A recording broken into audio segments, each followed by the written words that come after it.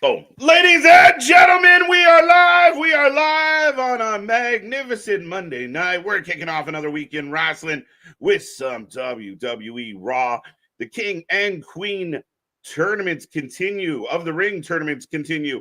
It's going to be a fun one. Stack night, 3+ hours. Me and that pretty face got you. So strap in, strap on, grab your snacks, grab your feel good, and welcome to the Wrestling for Life Network. Let's go.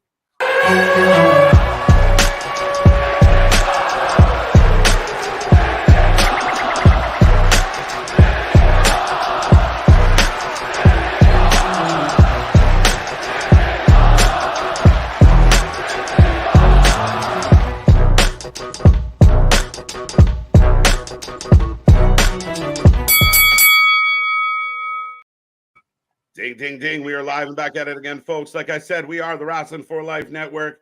We are the channel that just watches more live wrestling than anybody else out there. And tonight, of course, it's Monday, so we get WWE Raw on tap. Like I said, the tournaments continue on both sides, the ladies and the men's. Very, very interesting. Lots to talk about there. We're even having qualifying matches or tournament matches on house shows, which some people don't like, but we're going to talk all about it. Get in that chat, say hello, click like, click subscribe, be a part of the fun, be a part of the family. We are growing by the minute, and we appreciate everyone for being here. And I think we're about 27-ish minutes away. So we are your pre-show for all the action tonight. Don't be shy. Don't be quiet. Get in there. Say some stuff. But I will remind you who you're hanging out with for the next few hours. It's every night KJ White, the Iron Man of YouTube, and that is Big Nick. Ladies and gentlemen, boys and girls, children of all ages, the Wrestling for Life Network proudly brings to you its YouTube tag stream champions of the world, the Every Night Delight, KJ White. I'm Big Nick, and oh baby, I like it raw. You kind of stole my thunder there because I was going to say I'll always be your queen, and then I was going to mention about the house shows and everything because you were saying the King and Queen are back tonight. Right, let's go. Well, but yeah, they're definitely doing them on the house shows. I saw some interesting takes on it, but I don't really have much time to give a shit. But I'm looking forward to it. The tournament's been good.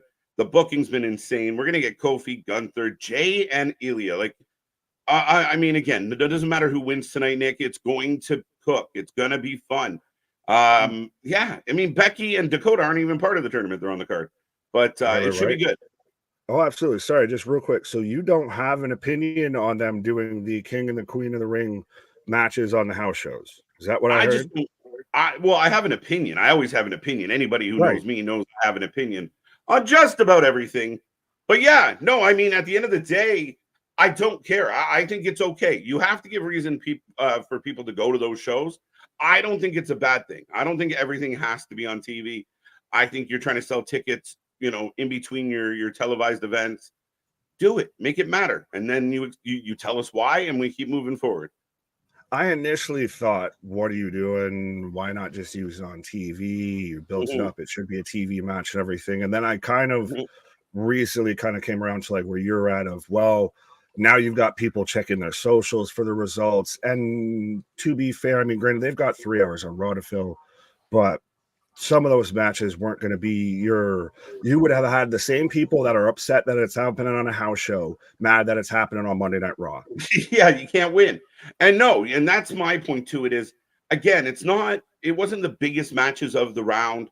And in all fairness, we've seen for, the entirety of last week, Monday and Friday, like they're stacked. The shows are stacked. Match after match after match. They can't fit them all in. And that's where the other argument is. Well, put it on the show. Yeah, but then when it's a 4-minute match, because you got to fit 2 in the same segment, not just one, now we're going to bellyache about that too. So you can't really win on that regard.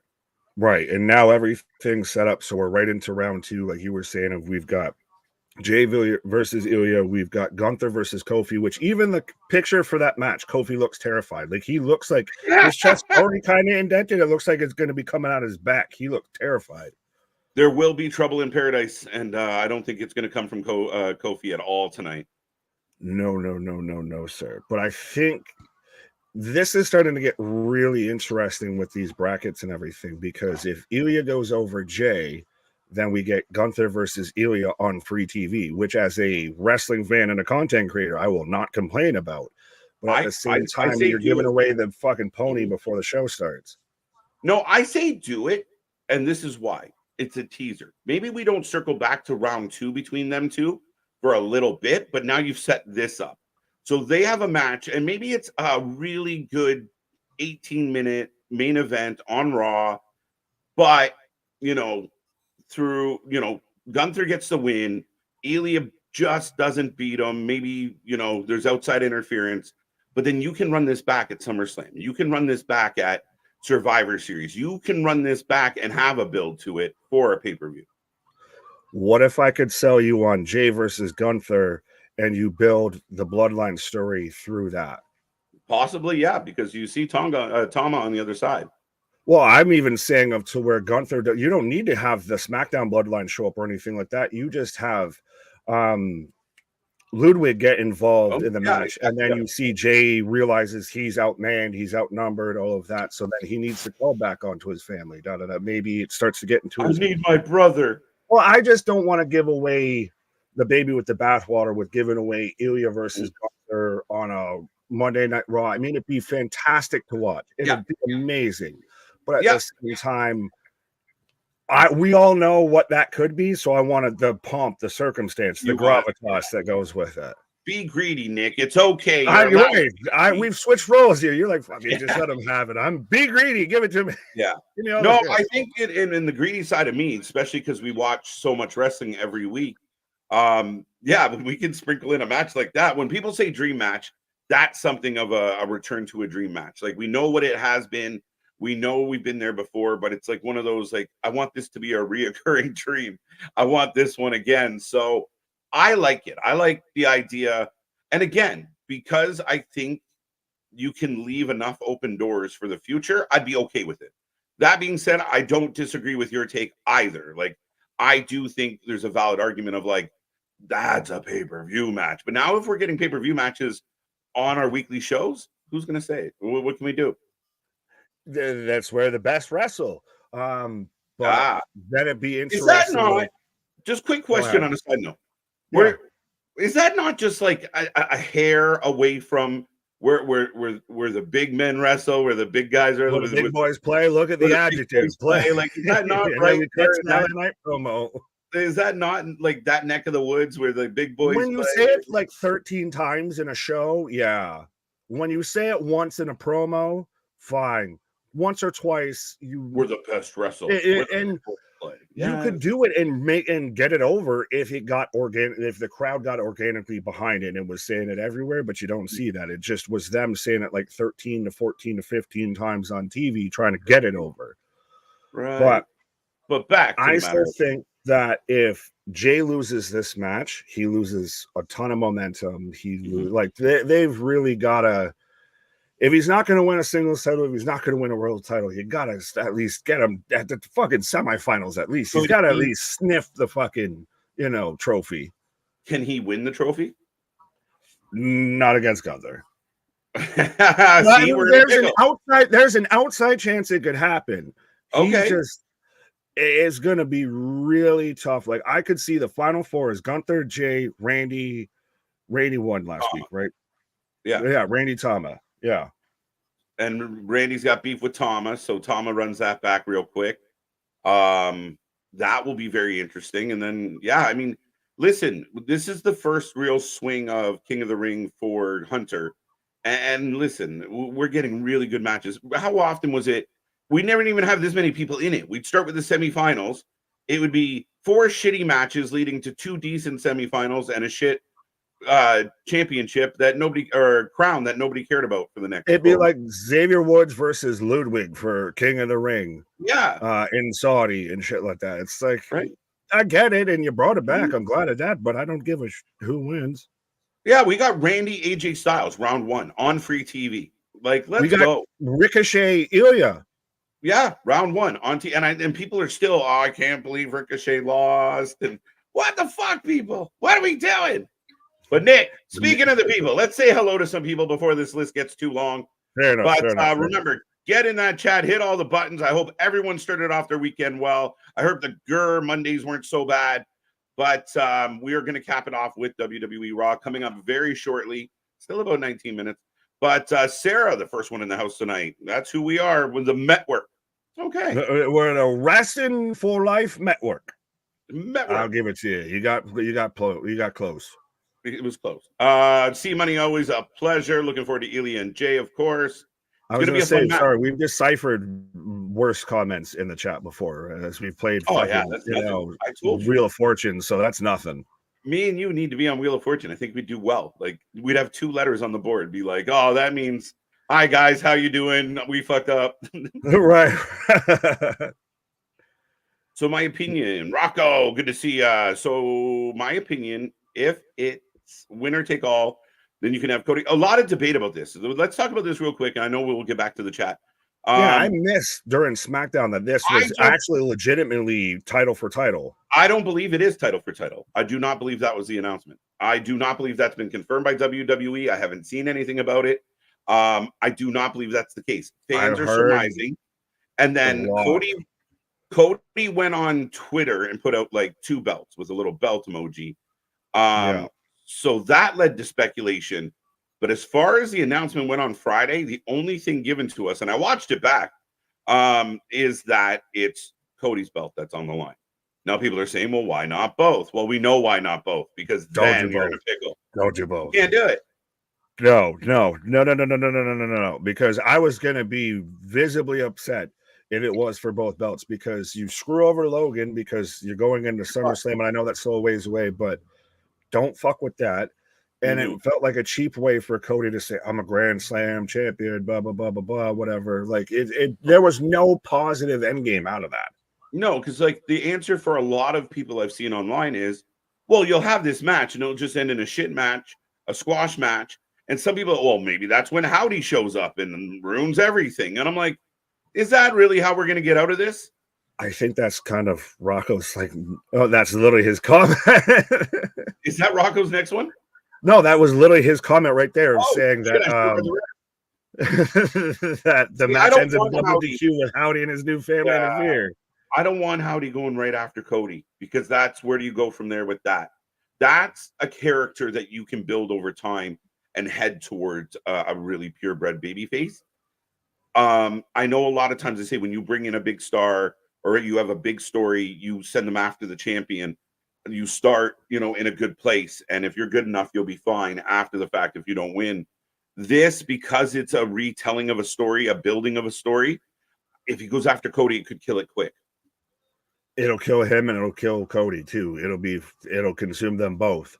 But even when, no, it'll be one of those, the terrible C word that ends in A and all that.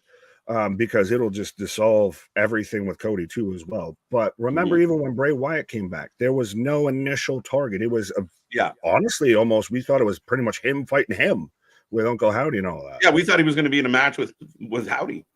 Right. So there was no world title aspirations. A character like that, much like almost The Undertaker, should almost never have the world title, because to them that doesn't fit. Well, doesn't work within their mythos. Well, you saw what happened when the Fiend got it too quick, right? The Fiend gets it, you bury him real quick, and then you squash him out twice. Right. But Kevin, good to see you. Damien, good to see you. Alexis, good to see you. Saffit, welcome back. Lots of people love seeing it, folks. Let's get to triple digits tonight. The OG Dale in the house. How you doing, fact checker?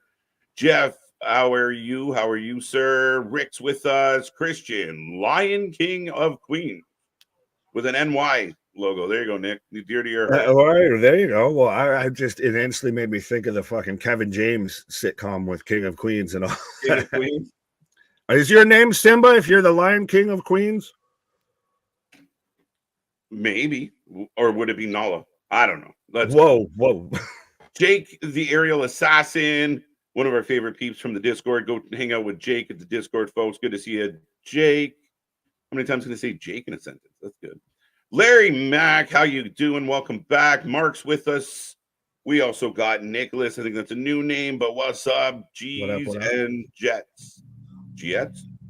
Yeah. There you go. Shout out. I've never heard it. Yeah, what up? What up? MDB, Mike, Paul, Mark. Ricochet, my favorite Irish wrestler. Absolutely. There you go. And I like what they're doing with Ricochet. And again, Ricochet is a talent, and enough of a talent that he doesn't have to win every single match. It's this interesting dichotomy that we're kind of stuck in as a wrestling group of we want these really good matches. We want to stack the shows with matches, but then they're mad when somebody good loses. Well, what the fuck are we supposed to do? It's I was gonna have two different names for this, and one's gonna probably be troublesome, but I was gonna say it's almost like PTSD or PTSV or PTSVD here, post-traumatic Vince disorder.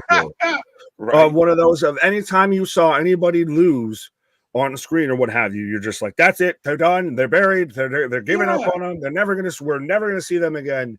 We have to realize we're not in that era anymore.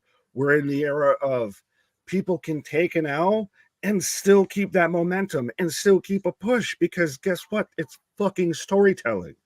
And well, yeah. Go ahead. But that's ultimately what saves you and how you get out of it. And I think why we're seeing some other trouble in other promotions, because if you don't have a creative way to write somebody out, then the wins and losses mean so much more. And don't get me wrong, if you keep having someone buried, we've seen it. Karrion Kross is still trying to figure out how to get out from under the hole he was buried in. We see it at times where you can get too far that there's no coming back. But I think a talent like a Ricochet, when you're gonna put him in good matches, he's gonna win some, he's gonna lose some. Ilja is gonna be in matches, lose some, win some. Unless you're a Gunther, a Roman, you might take an L. We just saw AJ take back-to-back L's, and people are all worried about AJ. I'm like, AJ's a Hall of Famer. We're good. Like, he's fine. He's good. At this point, honestly, it's so interesting to always see the stats that I think at this point he's had more matches in WWE than he did in TNA, but everybody's he's the TNA guy. Yeah. Oh, well, yeah. And I mean, that's a crazy stat because he is thought of that preeminent TNA guy, right? Yeah. I'd say who's what? I wonder what Joe's stats are. TNA. Oh, well, I was just about to say, I think him and Joe are pretty much like the two guys that if I think TNA, those are the two guys I think. Oh, yeah, 100%. I'm with you. Matt Tubes, are you? Good to see you. Greg, good to see you as well. Folks, we are about 11 minutes, maybe 10 minutes away from showtime. We are rocking and rolling on this Monday night. I will remind everybody, we're back all week long.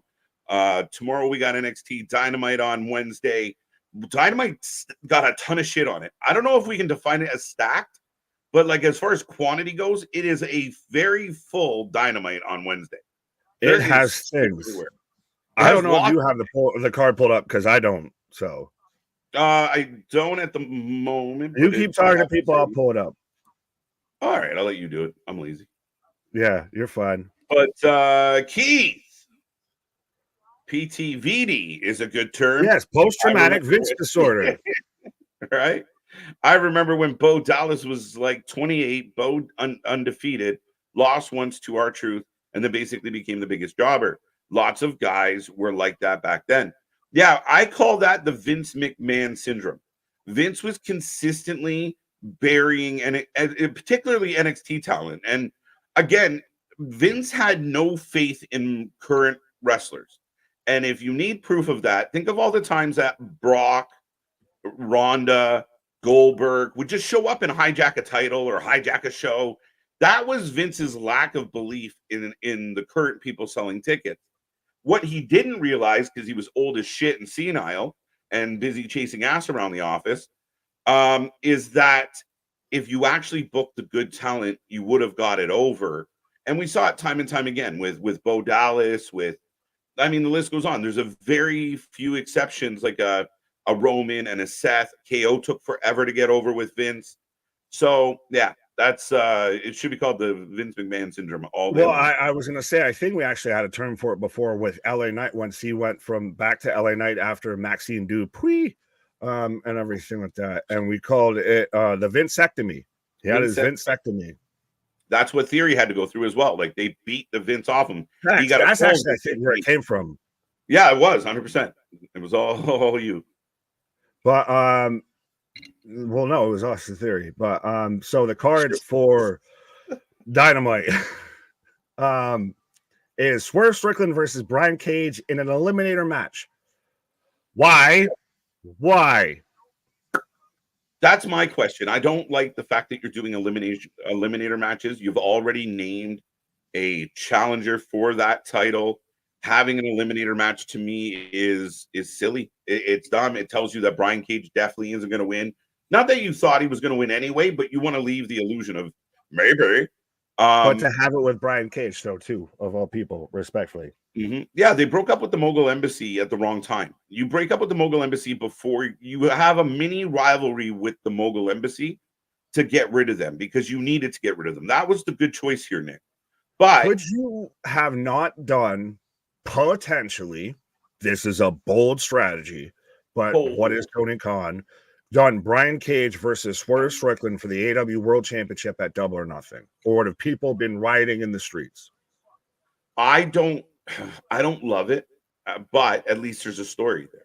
At least like that's like they jump him, and now you're dealing with big Brian Cage with two guys next to him who are you make it a no DQ, and you have essentially 3-on-1. Yeah, I mean, is it that much of a difference with, like, I love Christian Cage, but selling wise, ticket wise, seat wise, interest wise, is it that far off of Christian Cage and the Funky Bunch? You could have fucking Nicolas Cage out there at this point. I think it might actually sell more tickets. Yeah, but like, they've cut Swerve at the kneecaps here. They've applied that big pressure and just turned this man into fucking Swerve juice. Then we have Kazuchika Okada versus Dax Harwood for the AEW Continental Championship because reasons. Say that one again. I was deleting something. Sorry. Kazuchika Okada versus Dax Harwood for the AEW Continental Championship. Oh, I hate this match. I feel like Okada's like, is Ospreay going to win this title? He can't lose, right? Wait, what are you on about? Ospreay winning what? Wait, what? I thought you were talking about the content. Oh, my bad. You got your terrible mid-card AEW titles mixed up. Yeah, I did. I got them backwards. Yeah, Okada's not losing.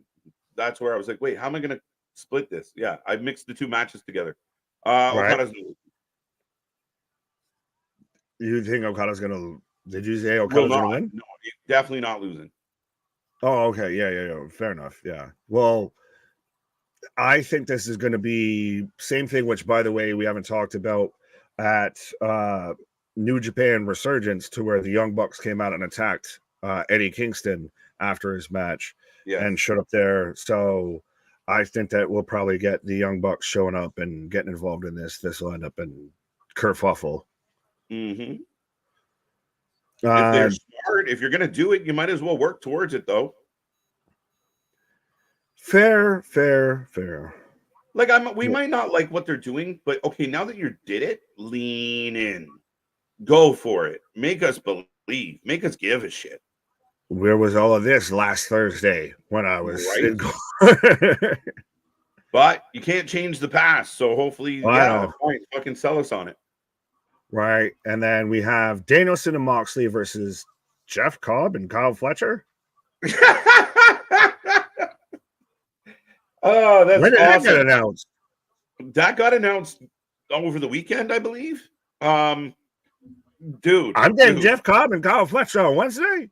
Let's go. I'm up. Yeah, see, but this is the bait and switch that I believe AEW pulls with the fan base, because a lot of us, like you just did.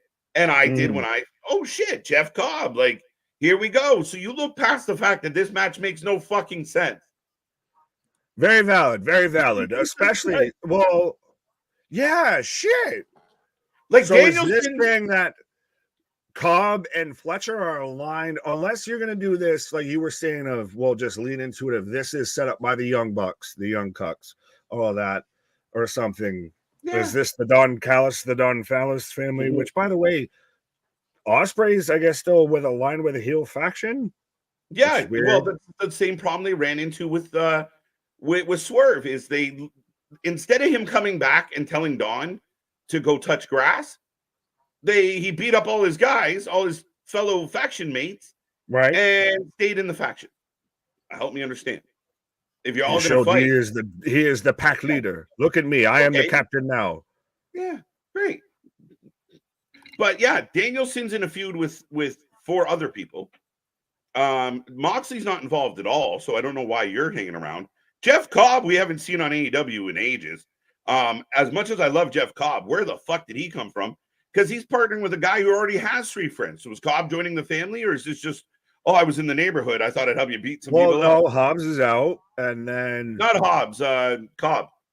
Well, no, I'm saying, oh, because Hobbs is out. Okay, I got Hobbs and Cobb. Right, and then the other one's Takeshita and all that. So I think that's probably why they're bringing in Jeff Cobb. And Jeff Cobb is on fire right now, especially with everything with New Japan. He's the New Japan TV Championship after beating Zach Gibson, just defended on Resurgence. And Derek saying, isn't Kyle Fletcher and Jeff Cobb part of the United Empire? Yes, and so was Mark Davis and Will Ospreay as well, until Mark Fletcher Ospreay just decided to go babyface, and Mark Davis got injured. I was trying to remember names here. Yeah, so Mark Davis, we don't know when Mark Davis is coming back. And again, on paper, great match. How we got here or how it pertains to the shit we're getting at Double or Nothing doesn't quite coincide. That's my only issue.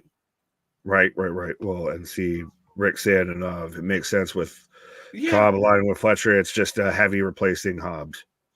Yeah, but at the same time, you're doing it without explanation. Like, do you ever watch a movie and a character from another movie just showed up in the middle to help out? Like, there has to be.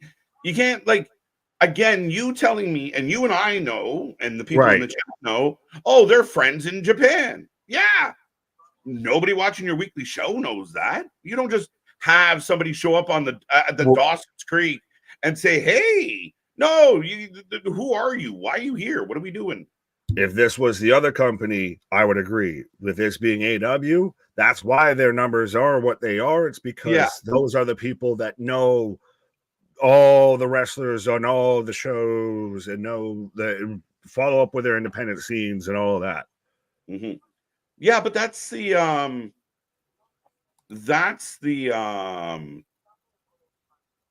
issue, right? Like, again, I want to see the company grow. I want to see this be successful. And you should tell all your fans. Right. Sorry, just John's having the worst nightmare went up, and then I like this of MDB. Dawson, get out of my creek. Right. Fuck's sake. Get out of my swamp. That's going to be New Japan or NXT showing up there. And then, well, and so with Moxley being in this match and allegedly Eddie Kingston having a knee injury as we're about to head into Monday Night Raw, so I'll end it on this. Do you think Moxley replaces Kingston in that Team AEW versus Team Elite match? Just bleed everywhere. Or does he join the team and it ends up somehow 5-on-5? But who's the 5th for the Elite? Tony Khan? So why would you yank Eddie out of the situation though? Knee injury. Oh, the knee injury. They were selling that after the New Japan show that he has a knee injury. We don't know the severity. Well, if we're gonna go anarchy in the arena, why the fuck not throw Moxley in there? Captain bleeds a lot. Yeah, like fuck it. Why not go for broke, folks? Right. But ladies and gentlemen, we are kicking off the show. I don't know if you got it yet. I have Richard Wolf. That's why I was letting you kick it off. Richard Wolf. All right, Nick and I are about to sync up. Ladies and gentlemen, Raw is kicking off. Get in that chat. I want to see triple digits. I got now. I just got now. So we're Brown cow. Pretty good. Yeah. Forever. There you go. And I didn't notice any ghosts or glitchy shit, but y'all can let me know if we missed it. Yet. But together. Definitely what up? Blaze, what up? Derek, what up? I'm just running through some names that we probably haven't clicked on yet. But we do have the super chats, the super stickers, the memberships, all of that. If you want to make sure you show up, because that's what the show is about. And we do even got all the other extra buttons you can click. Like we got the merch store, we got the Discord, we got Twitter, we got the Instagram. We got every option for you when it comes to pro wrestling. And I will just take a second to say, just because a couple things popped up tonight already, but keep it clean, keep it respectful. We are the channel that just welcomes everybody. We are the Wrestling Utopia, but mind your P's and Q's. We will time you out. We will block you, and we really don't want to. So mind your business and don't put stupid shit in the chat. Fair enough.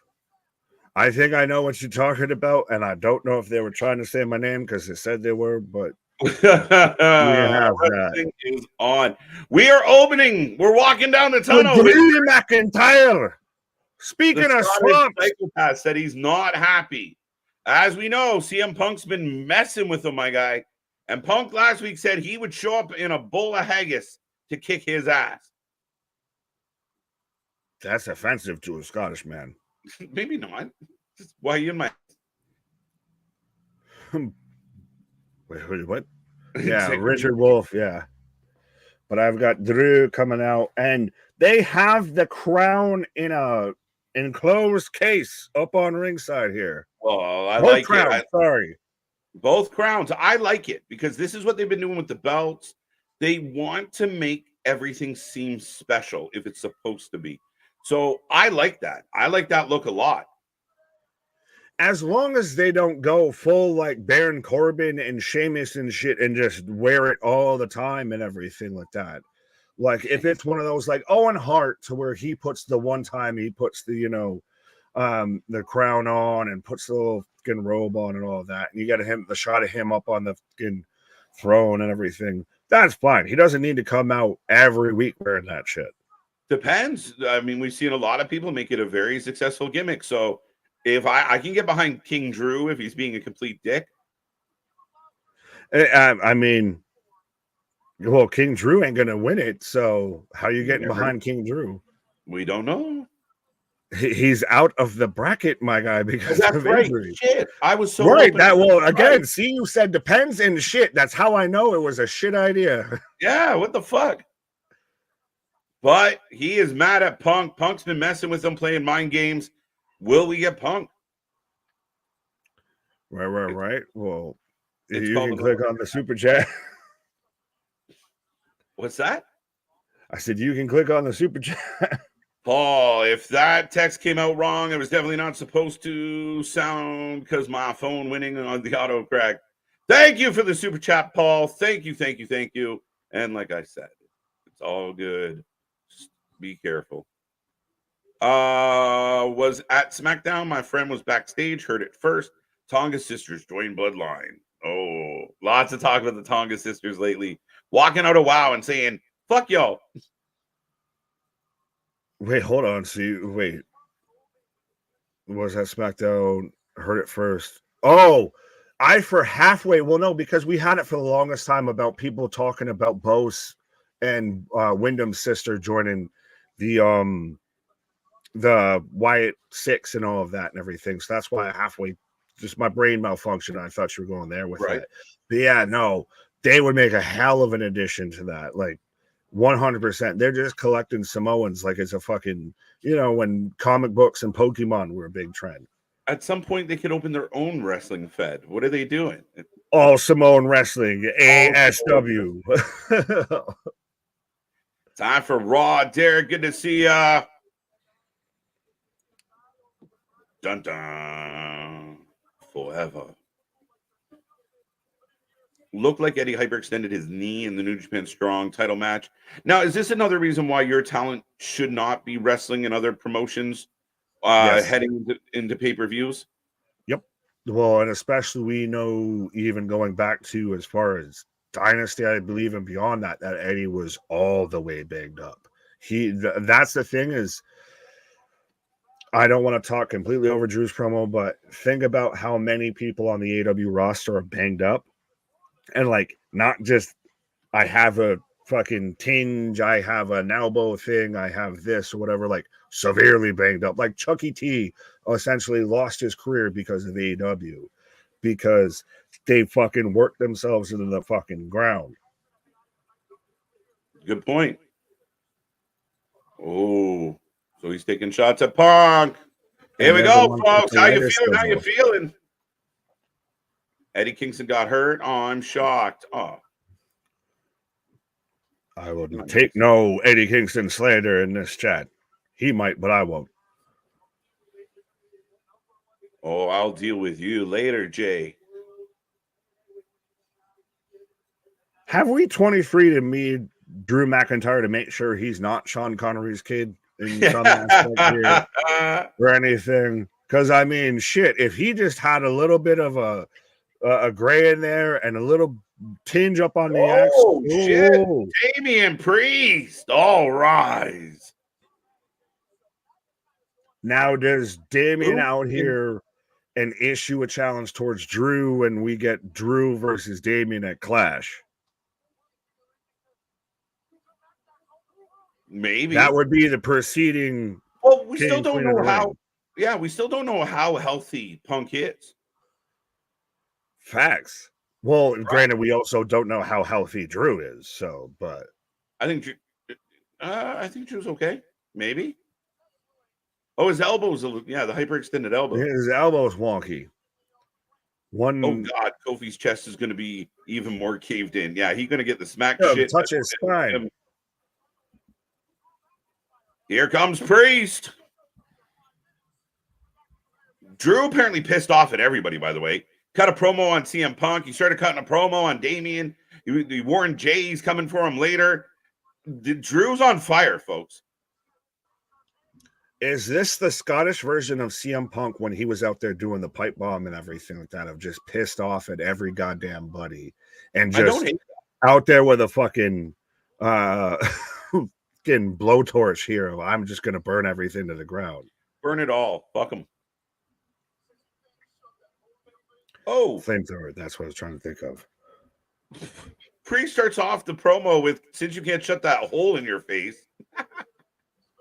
He was quiet the whole time you came out, but okay.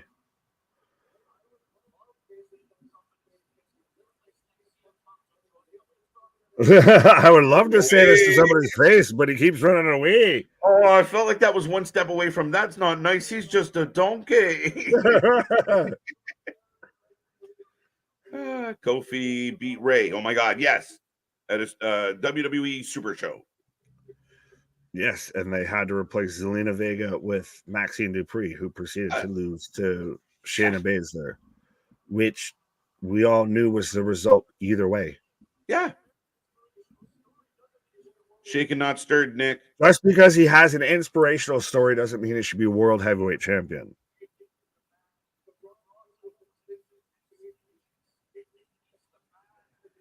The Raw title is in its infant stages. It needs the man.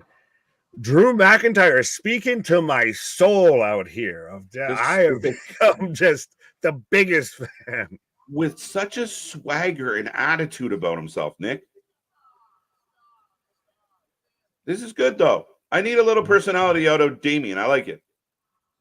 That's the thing, is this really is a nut up or shut up moment for Damian here, but this shows with Drew of why he was the blue chip prospect that they all thought he was. Mm-hmm. But him shooting the shit like this back and forth is better than him cutting a straight up promo for me. I actually like how his attitude coming into this. He works well as a babyface, I feel, in this situation, and I kind of always has, which is interesting because normally how good you get over as a heel is how good you get over as a babyface, and vice versa. And hasn't been a great heel champion, but he's makes a good babyface champion somehow. Yeah, not bad. Like, he's going back and forth with Drew out here, and Drew's probably the best on this roster on the mic outside of Phillip Brooks.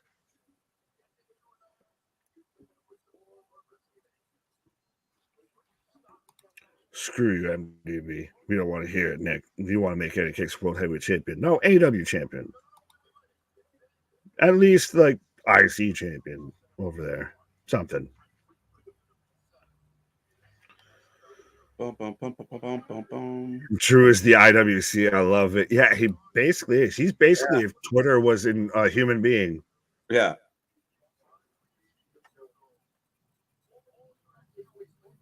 And Damian's right. All you had to do was go home. It's crazy that that's like the biggest sticking point of this whole feud is like all you had to do was just walk away. Just walk away and you were good. That's why I think partly why it worked so well, Nick, was that he's this complaining heel, but it's his fault, but he won't admit that it's his fault. It just all dialed in. It worked super well. Yeah, but Damien's even kind of saying right there of like, if he would have just walked away, I would have never been world champ. I would have never been here. We would have never had to cross this path. All right.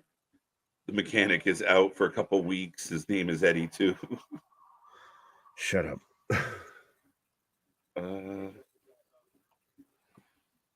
Oh, Drew dropping the mic. You call me a paper champion all you want. This works really well too, especially with a guy like Priest. And that was a really good babyface promo from him.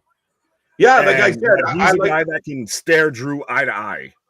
Yeah, he doesn't look intimidated. He gets the last word. And again, he just puts him on notice that, hey, you want to come after this belt? You and I have history. Come find me. I ain't afraid of you. That you're going to eat those. You want to call me a paper champion? You're going to eat those words. That was the best from recent memory from Damian Priest here. Yeah. So Michael Cole just read a quote from CM Punk. What was the quote?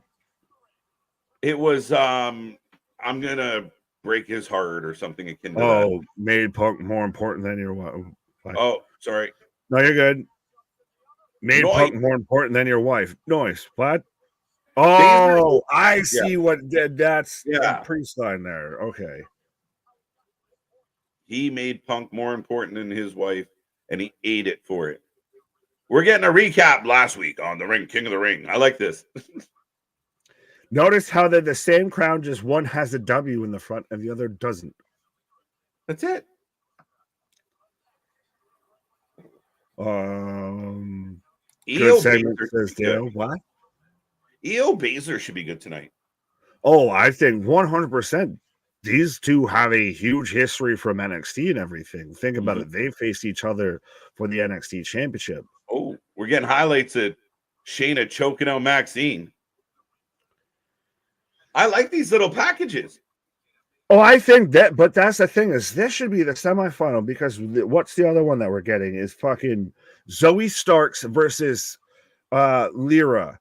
So you're telling me that you couldn't split up to where we had EO versus Lyra and Shayna versus Zoey or anything like that? Like, this is basically just guaranteeing who's going to be in the final, I feel, because whoever wins this is just walking to the finals. Yeah, on paper. Unless you're going to really put somebody over like a Zoey or a Lyra. Oh, all the girls showing up together, not on purpose. Well, and sans Asuka because she's boo-boo to foo injured. We had a lot of injuries, man. Bro, it's been a lot. Oh, Asuka specifically, you're saying the roster entire? No, the roster. I mean, we just lost Asuka, Bobby, Zelina, like just in the last couple days. Oh, some of those are boo-boo to foo jobber face. Well, Eddie's the other roster. No, but in general, wrestling has fair enough. You know who was surprised that I entirely forgot that was actually on the sidelines? Shotzi Blackheart.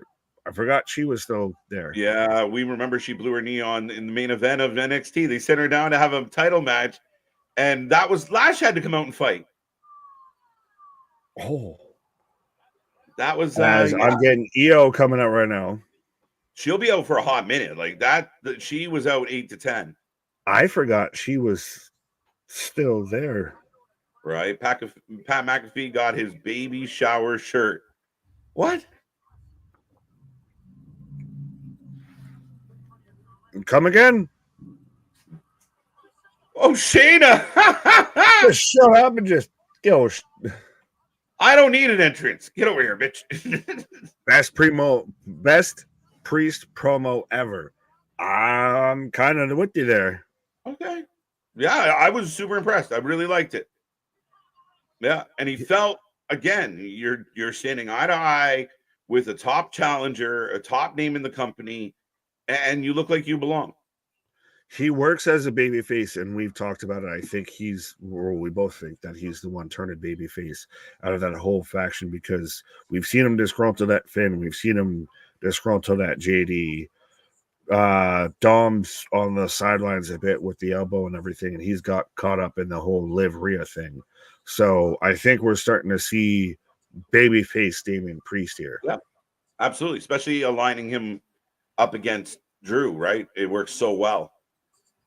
They should angle Drew's wife leaving him for Punk obsession. Maybe too far. Maybe too far. Yeah, a little bit. Like, maybe. So weird, man. Priest Don't need fucking internet sleuths digging into their personal relationship. I would say right? that. You have fucking internet geeks going like, we saw him go in the house. We saw him go in the house yesterday. Like, relax. Look at Drew's likes from 2012 and shit like that.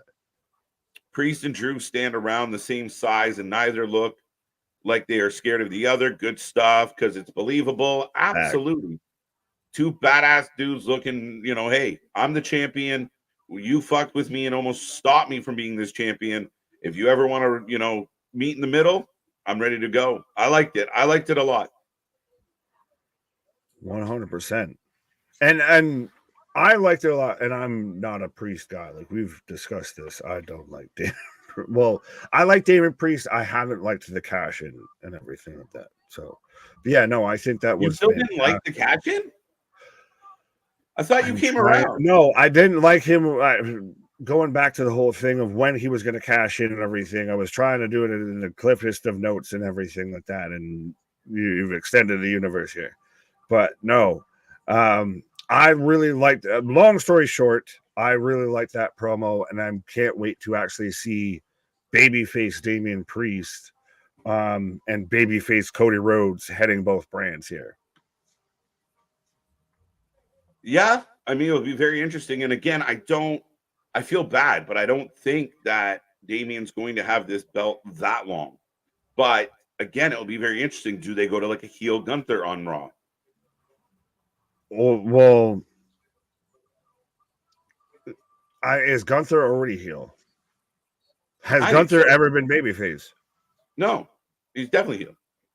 Yeah, so it's so weird to try and like pan out the title scene just based on where they're gonna be, like Clash of the Castle. You're like, okay, so that's when they do Priest versus Drew, but then they're gonna go to Berlin. So then what about Gunther? It could be Punk versus Drew at Clash of the Castle. It could be Gunther versus Damian in Berlin. Oh, and that's the thing is, you could scramble that egg however you want, and it still fucking tastes fantastic here. That's a tasty omelet, my guy. Right? As we are back to the action, folks, remember, I got a poll up right now. Pause. For the winner of this match, who you taking? EO, Baszler. I'm looking forward to this one, and we're off and running already. Right. Make sure you salute the poll. Pause. Priest wasn't wearing any purple Judgment Day colors. Strange. He went all black, I think. He's the Punisher out here now. You're going to get him, Ivar, and Briggs, and they're just going to do Sons of Anarchy. Round 2 days. Oh, we got a QR code.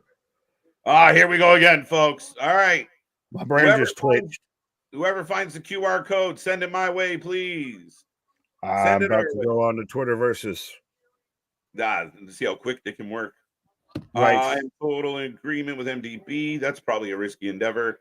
Nick would have loved that cash in if it was Eddie Kingston, says MDB. The cash in was gorgeous. It's one of my favorite cash ins ever, to be honest.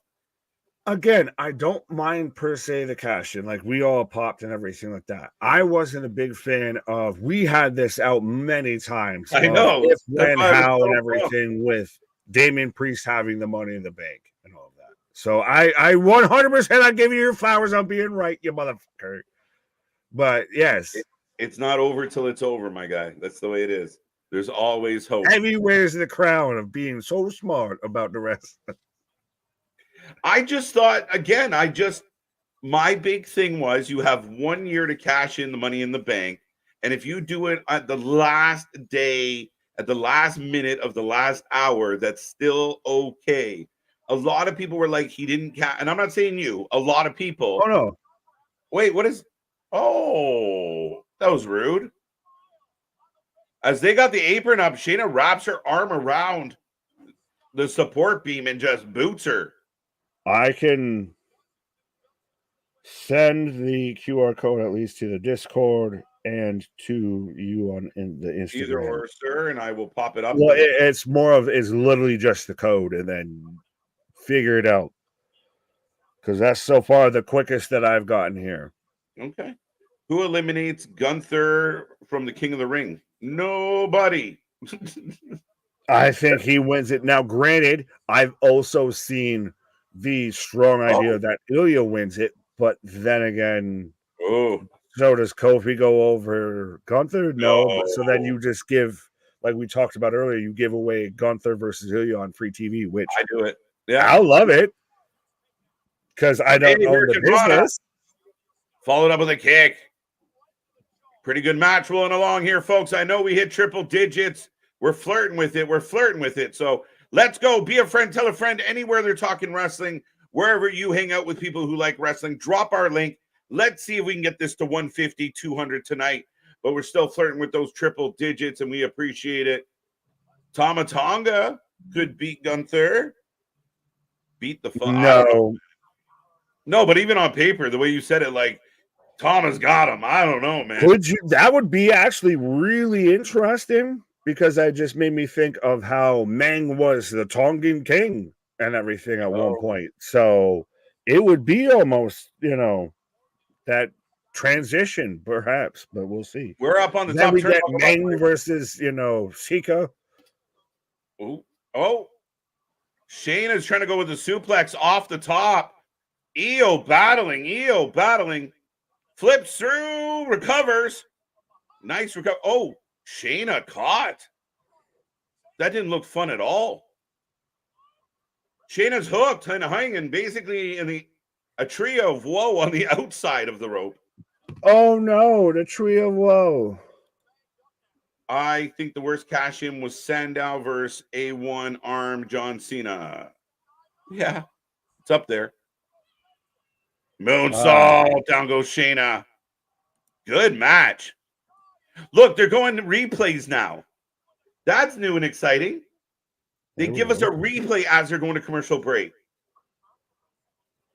Nice job. Anyone else notice that? I know Nick's QR code missioning. I'm QR Cody. I'm QR Cody Rhodes out here. There you go. Tonga and Tongaloa are Tongan, not Samoan. We know, Desmond. We know. They're just everybody knows. They're just everybody. The big Samoan tree, the dynasty. We know. No offense to the Tongans out there. We love y'all. Listen, I do. And Meng is a human being I never want to offend ever because that man is still terrifying. That man could, be 107 and still be terrifying. Called him the Tongan king. And they're like, he's Tongan. Yeah, we do. Wait a minute. Are we supposed to click on all these potentially risky files when you go to this link? I don't know. That's terrifying. I just sent the thing. And so for those who don't know, there's the picture. And so far, the Twitterverse has only figured out is that there's a QR code. The image of the QR code has been popped up. And then there proceeds to then be a bunch of files under. Oh wait, I opened one. Door. What? Okay, so ladies and gentlemen, each one is a JPEG. It's terrifying to click on just random JPEG. One's a no. So let's not do that. I did. I said fuck it for the people. I'll risk viruses. We'll do anything for the peoples. Thank you, VPN. So one's a piece of paper with like a pencil written smiley face. I'll pull these up on the show. So give me a moment. Fine. By the way, hashtag not sponsored by any VPN or anything like that. Yeah, what the shit? If anyone wanted to or anything. But Kofi Kingston, King of the Ring. No, Tiffany Epiphany. Shout out MDB, by the way.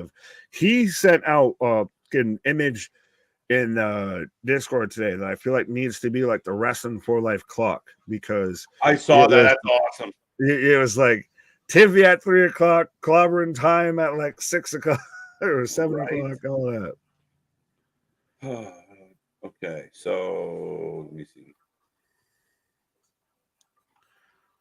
So it says Uncle Howdy debuts at Saturday. It's Tiffy time. MDB, trust me, we're about to make that a goddamn t-shirt. I'm gonna use that. That's my official clock. I'm gonna make a clock and have that up in my house. I asked my wife, what time is it? Oh, it's about Tiffy clock. It's 1:15 Tiffy. Right.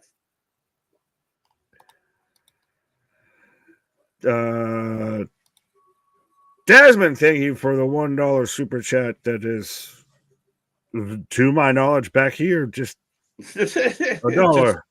Just $1. I apologize if there's something on the YouTubes that I cannot see. No, yes, there's not. It's just $1. No I words. I got $1. I got $1. Hey.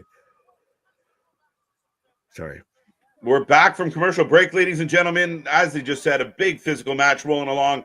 Again, we're getting good wrestling. Oh, I got a video. There we go. Oh, there's a video. TV time is 6 to midnight. Well, that's fine. Mike Knox is 10:15. Shout out. C-Money's going to get that joke. I'm listening on headphones while at work. Well, shout out Brahma. Well, tell all your coworkers. All right, women down. Yeah, I'm going to try and pull this up for you, folks. There's so much going on here. There's multiple pictures. This is crazy. 1, 2, 2 count. Baszler gets a 2 count. EO gets a 2 count on Baszler.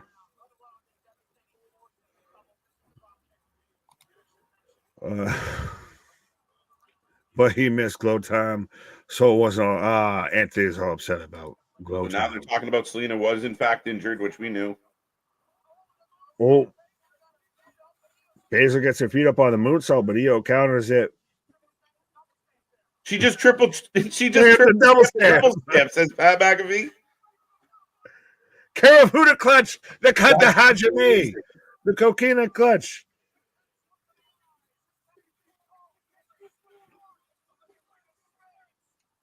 Whoa, EO rolls through. Crossface of her own. Right.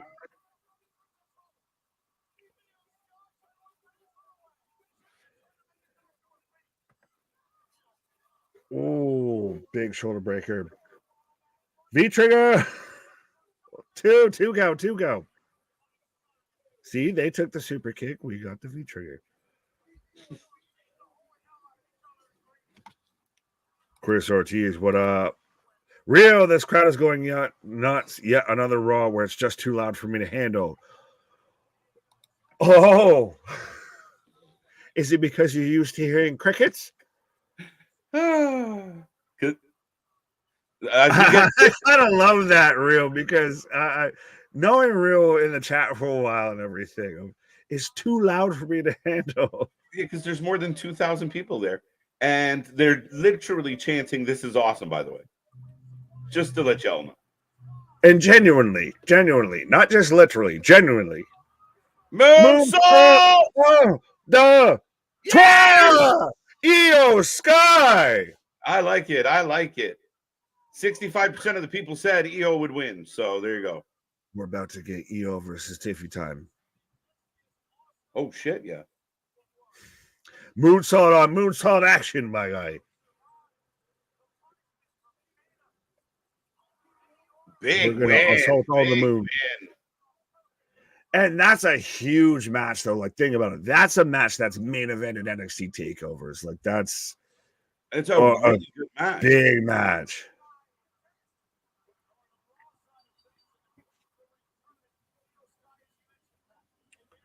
So now we've got EO taking on the winner of Lyra and Zoey. So again, who's the next victim?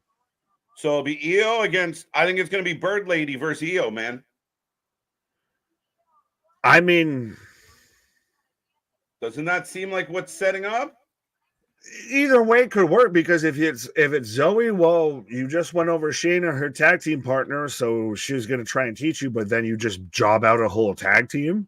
So yeah, I mean, I guess I'm with you there with Lyra. Plus, I think it gives Lyra a chance to have. Oh, I like this. They're giving EO some mic time. Pat, she's a good interview. She's a good interview. We didn't know what she said, but she's a good interview. He killed me with he just triple stamped a double stamp. You can't triple stamp a double stamp, Lloyd. Bro, John Mysterio is starting to look more and more like he works for Barstool Sports than fucking anything else out here in life. What is going? Yeah, no, I agree. The fucking mustache, the backwards random ass Oakland hat, and the fucking Kentucky waterfall. That's just all waterfall, no Kentucky. It looks like he's playing like he's on starring on the show Young Guerrero.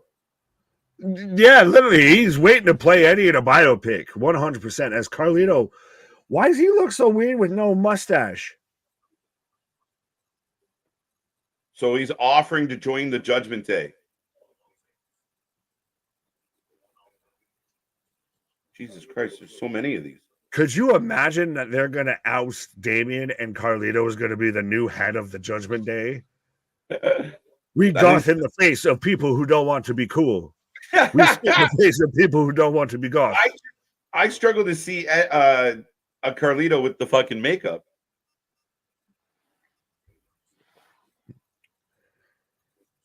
I struggle to see Carlito without this fucking mustache here. This looks like fucking when Henry Cavill showed up as Superman and they had to fucking, CGI his mustache off of. Like, you have too much face there. You have too much face.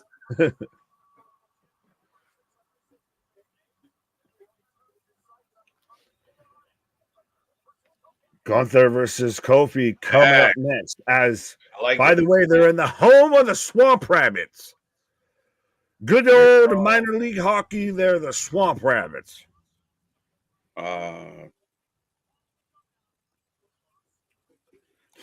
No, that's one-armed Dirty Sanchez. Hey, howdy, what?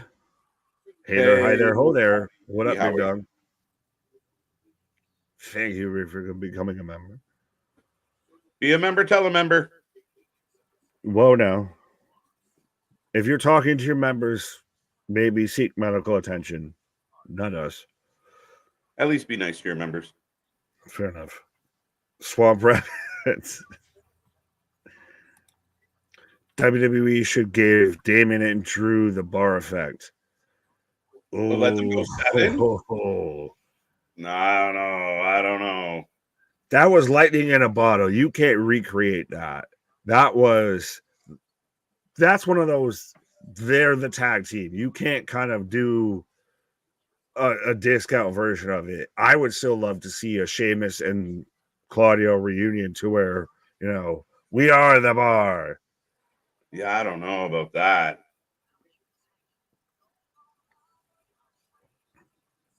But we are in a commercial, folks. We are rolling through. Gunther and Kofi coming up next. Get your votes in. Who you taking? Only 65% of people were right about the last match. For those who say it's predictable, 35% of us disagree with you. There you go.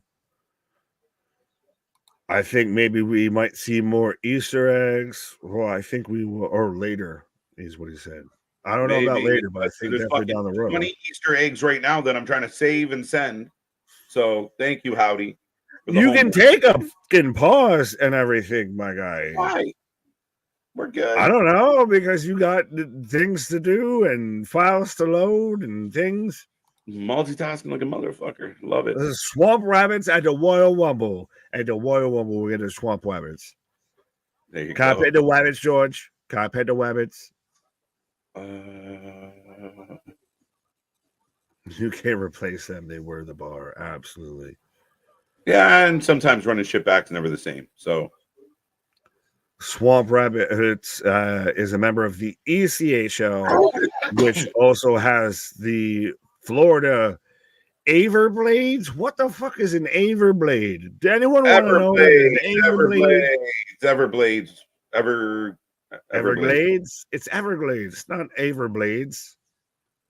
For my old home of Fort Myers, Florida. There you go. Easy, Florida man. Our swamp rabbits like Wait, I cannot confirm nor deny that. that's random. Nick, what about Drew with Damian versus the Bar? Why? Why, Larry? Why? Why are we doing that? Why, Larry? Sometimes you got to ask yourself not if you could do something, but why would you do something? Scott saying he posted all the pictures in the Discord. Yeah, well, I'm about to post them up here. So, but Okay. Thank you so much, Scott. We appreciate it. Check that out on the Discord. It's crazy shit, Nick. There's a lot going on here. I have no idea what to I make. can tell. It seems like there's been a lot going on. Absolutely. As I'm in commercial break right now on Monday Night Raw, as Lady B saying, Carlito joins JD. Now it's Abuelos of Anarchy. I don't know enough Spanish to understand that. Respectfully. That's funny. We are coming back from commercial. What are we doing? I don't know. I've got Chad Gable out here just, again, dog walking Alpha Academy. As he's going to, this is where he's going to mention Maxine. You had a match for the Queen of the Ring. Right. I know how compelling this Maxine angle is, but all the simps are going to be sad that we're not talking about Maxine. You're good. Go ahead. It's going to be Otis for Bronson. Braun.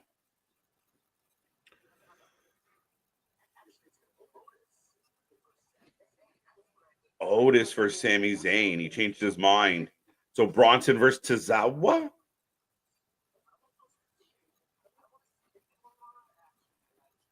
So Tozawa gonna get hurt real bad. Yeah, and we want the serious Otis, says Chad Gable. Say it. Otis seems like the guy who could actually fucking snap that and could be the heavy for a Gable or something like that. The rest of them, Tozawa and Maxine, have fun in NXT. Have fun, figure it out. We'll see you on the next go around. I'm a little surprised they didn't put her in NXT, to be 100% honest. Because they needed a quick replacement for when LA Knight became LA Knight instead of, maximum male models. Right. Go train, do something. I want them to actually take up Kurt Angle on his offer of I'll be a manager for them any fucking day. I think it'd be funny. It'd be very interesting. I'd be curious. Do you wonder it'd outshine Gable, or it would almost probably be too much that's your one concern in that limelight? Yeah, that's your one big concern. All right, quickly before the next match, I will show this. This is a video that's part of the new QR code. Looks just like the last video or one of the other ones, but we'll see if you notice anything.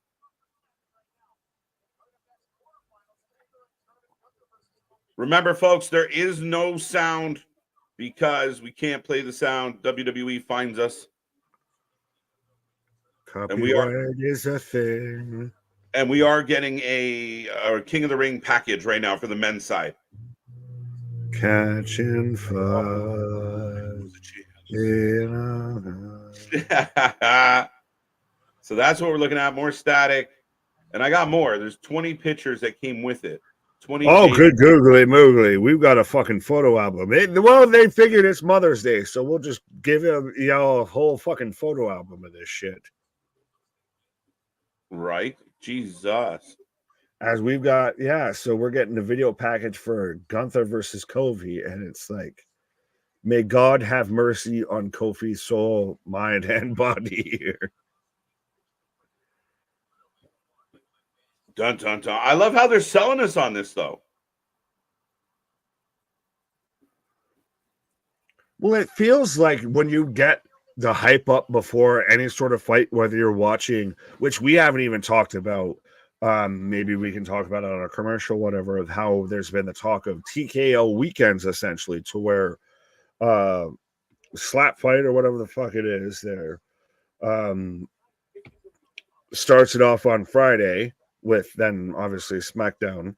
Then we go, or Power Slap. Power Slap. And then you got SmackDown, and then you get Saturday, you get the UFC pay-per-view, then Sunday you get a WWE pay-per-view, all held in the same arena. Yeah, how much did you cringe when you heard that they might be moving back to Sunday pay-per-views? With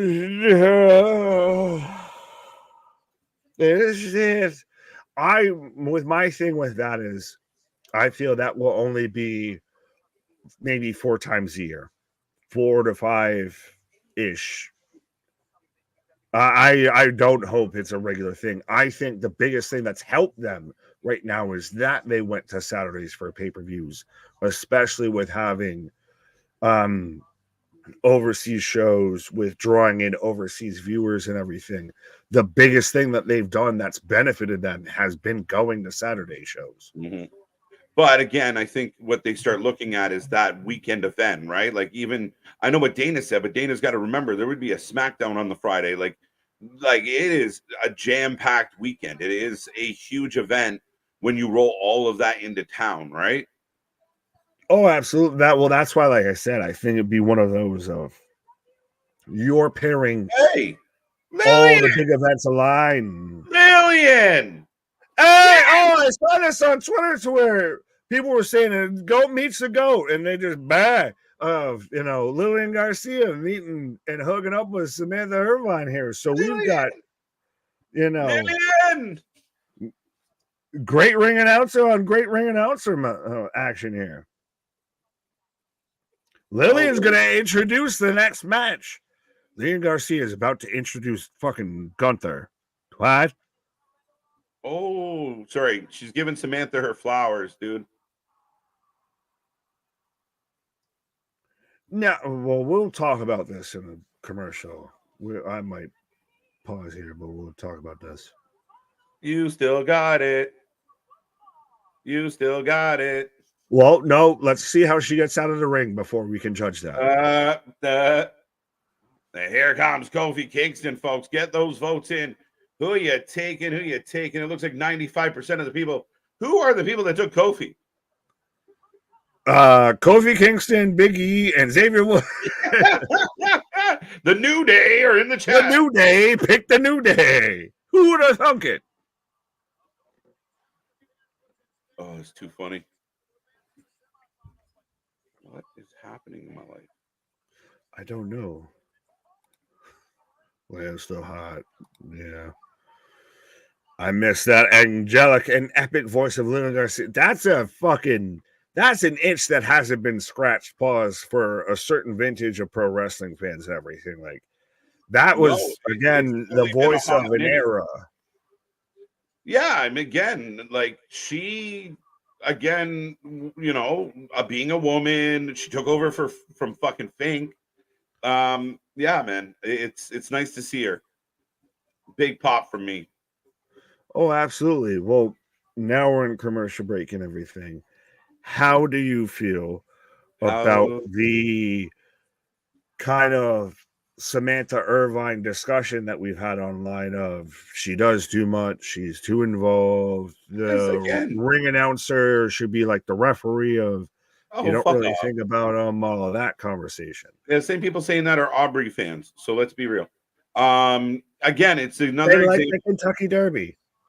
Yeah, it's another example of you can't have nice things because people can't help. But the minute something's cool, nobody gave a fuck about Samantha Irving. The minute everybody started giving her flowers, out come the haters. Yeah, I think that's a level that comes with knowing you kind of made it. Just people just instantly start to dislike what is going on, because that's the thing is, to me, she adds such a whole other element in it as it's like a good bass note. It's not the most prominent thing that happens, but when it hits so subtly but so well that it adds that extra little fucking layer. Yeah, no, I mean, again, I think she kills, and I got no issue with her killing. Um, no, I think she's excellent. I think she's really good at it. Really cool to see Lilian Garcia in the mix. Nice little, a little rub. Again, you don't so get it. A common, an announcer rub. So it's a nice moment. I So think when do we get Mike Adamle? right, but I think people just need to enjoy it and be happy. I mean, the woman's done well. If you want to just find reasons to be bitter, be bitter. Well, and even then, she specifically, and it's been reported, she specifically doesn't want to know who wins. Like, we're out here with our genuine emotion and genuine reaction to everything. We can think all we want. We don't know who's winning. So why the fuck am I going to be mad when the ring announcer acts 100% like they don't know who's winning and everything? To me, she's the Bruce Buffer of WWE. Yeah. She's killing it. She made something that was innocuous for so long. Then, like I said, nobody really gave a shit about it. And then she made people talk about it. She got herself over. Again, she's kind of like the same way Pat McAfee. He's just having fun. They're enjoying their job. They're bringing a passion and an element to it, and it works. She is a part of the successful presentation that they are putting on right now. Right. Now, real quick, Nick, this is I'm going to pull this down. Because we're gonna pull this up real quick. So there was 20 JPEGs. I don't have all 20 because I'm tired. Just random shit from the QR code. Again, we don't know what any of it means, but it's just like notes. How do you feel? I'm afraid they won't understand. So it's like someone's journal, a half a mirror pic. Don't know why. Don't know what this means. Looks like the outside of a notebook or a card. Yeah, you can chime in anytime you want. Well, no, that's fine. I was just gonna say, if we're gonna look at this and then we're to have 10 people, like by the time we get off stream, we're like, you didn't understand what this meant. Right. No. This one is the image, the demon, the fiendish image in the static. Boys, we got our truth with Pierce. Again, same thing. Do you see? I am already free. So this is starting to me halfway. Well, on one hand, I get that it almost looks like he's sharing notes with the audience, what have you, but it also looks like this would be somebody that would be in a show. Kiana. Oh, you interrupted me for that. For that, here. But this looks like somebody that's sharing notes in a fucking therapy session here. Speaking of therapy, I feel like I need therapy after Kiana James. Sorry, I'm just trying to bury your girl just to fucking go with a segue.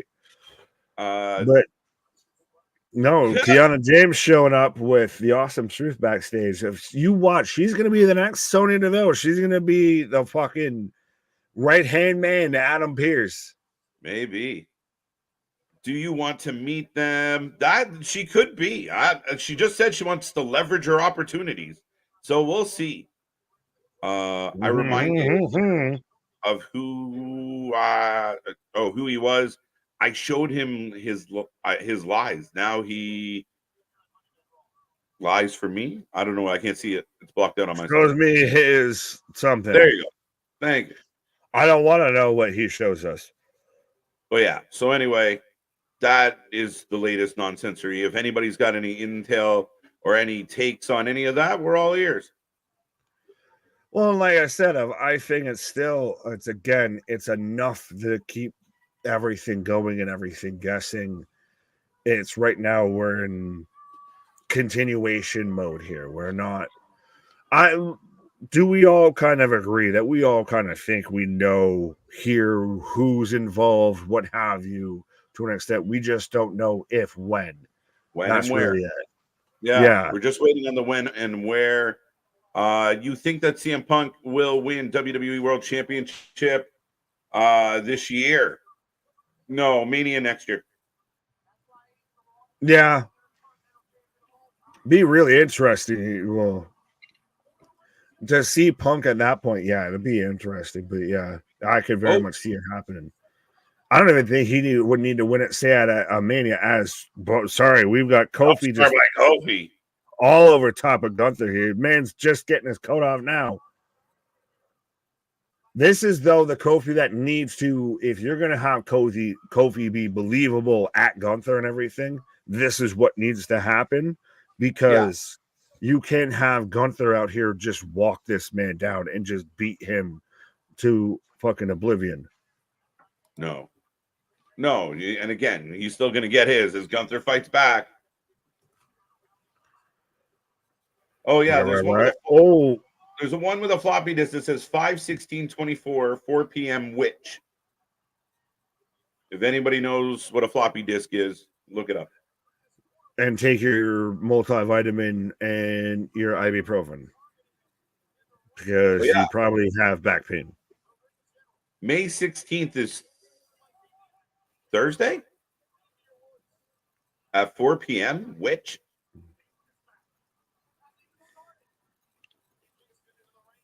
Oh, be interesting. Well, it'd be interesting if they started to sit there and set it up of, well, now you've got everybody captivated at this time for some random fucking release. Like, that's the thing, is we talked about even. Oh, wait. Oh, the match now just we started. finally get ding ding. You thought we got ding end. We got ding ding. Right. But it'd be super interesting if, much like how we talked about with how they're doing King and Queen of the Ring qualifying matches on house shows here, that if we start to really focus on, everybody's going to be tuning into WWE socials on, what was it, May 16th at 4 p.m. And so now we're going to wait for a drop, and then everybody just starts to lose their fucking mind here. Yeah, Ron, I like that we're playing this augmented reality game here. We're playing this fucking Chase the Rabbit. What? I'm trying to figure out, like, what, like, is the bump on Thursdays at 4 o'clock? No, like, it's just people to look at Twitter. Random? It's one of those of, we're going to get a huge spike and we're going to get a huge interaction. It's content farming. We're going to get everybody to click on fucking WWE Twitter at 4 o'clock on Thursday. And so it'll fucking spike up as trending and all of that. And we're just going to use this to fucking carry everything over. Fair enough. It's fantastic marketing. Leave truth alone.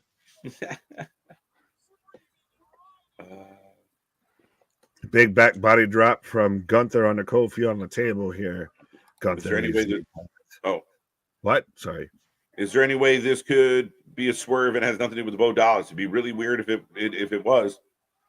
Oh, Boston Crab on the table.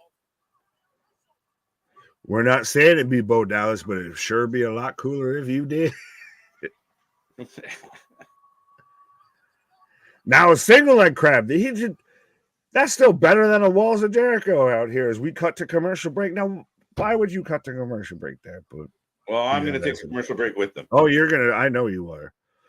So KJ's taking a commercial break right now as we just had Gunther cut to a commercial break with a single leg crab on Kofi Kingston on the announce table here. But I will remind everybody, we are the Wrestling for Life Network. We do this for anything and everything when it comes to pro wrestling, whether it be WWE, AEW, New Japan, TNA, XPW, GCW, what have you, this, that, and the third, any sort of 3-letter promotion out there in pro wrestling, even sometimes the 4 letters, we still cover them 100%. So be a friend, tell a friend, like, share, and subscribe. We got the Twitter, we got the Instagram, we got the Discord, we got the memberships, we got the super chats, we got the merch stores, we got anything and everything for your pro wrestling needs here. So 100% be a friend, tell a friend.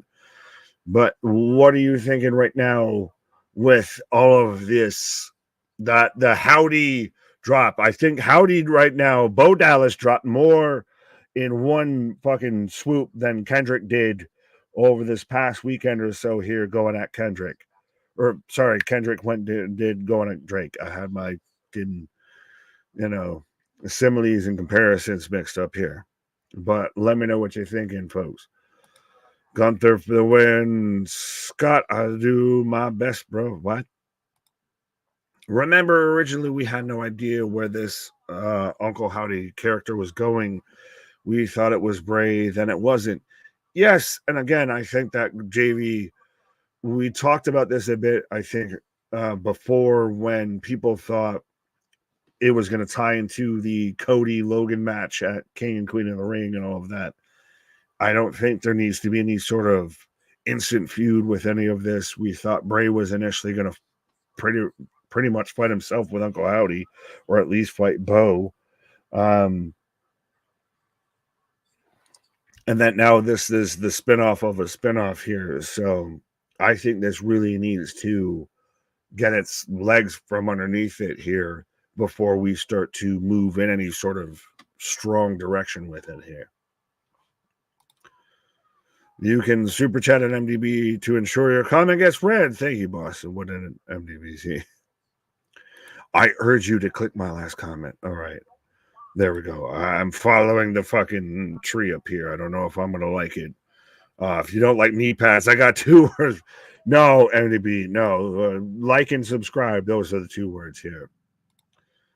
Desmond, what up? Saying Gunther destroying Kofi. Absolutely. If anyone out there is taking Kofi Kingston, good on you. Respectful. I appreciate you. But this is Gunther's matches to win. And that's why I think, I like that Ilja versus Jay is the main event.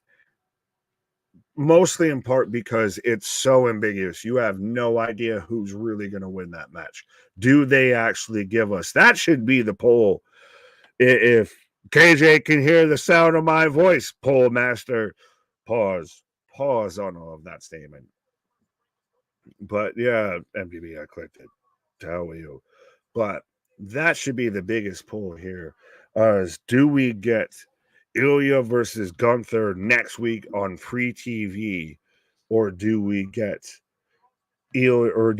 Gunther versus Jay?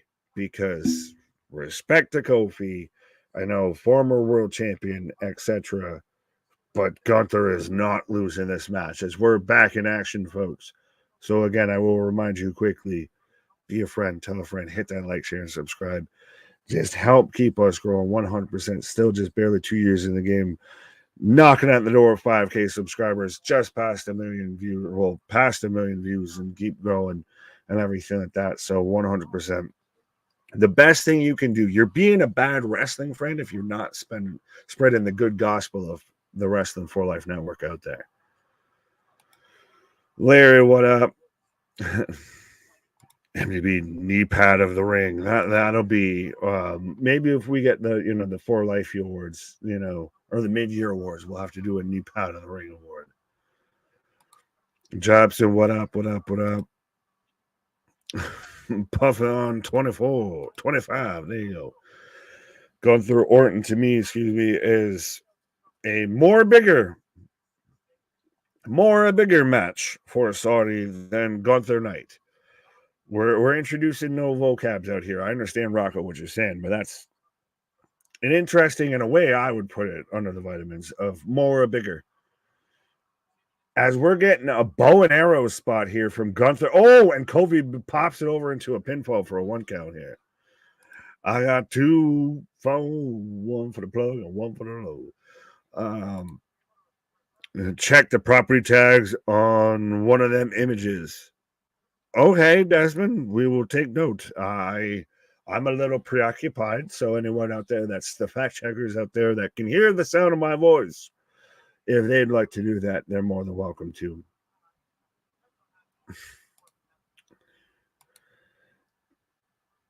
But right now, Kofi just trying to chop down Gunther and instantly just gets greeted with a fucking bear paw to the chest here. Like, all due respect with I get the game of trying to chop Gunther down and everything, go at the knees 100%. But this man is like trying to fight a fucking grizzly bear. He catches a paw on you and you're feeling it for fucking 2 days afterwards here. Tilt-a-whirl backbreaker onto Kofi.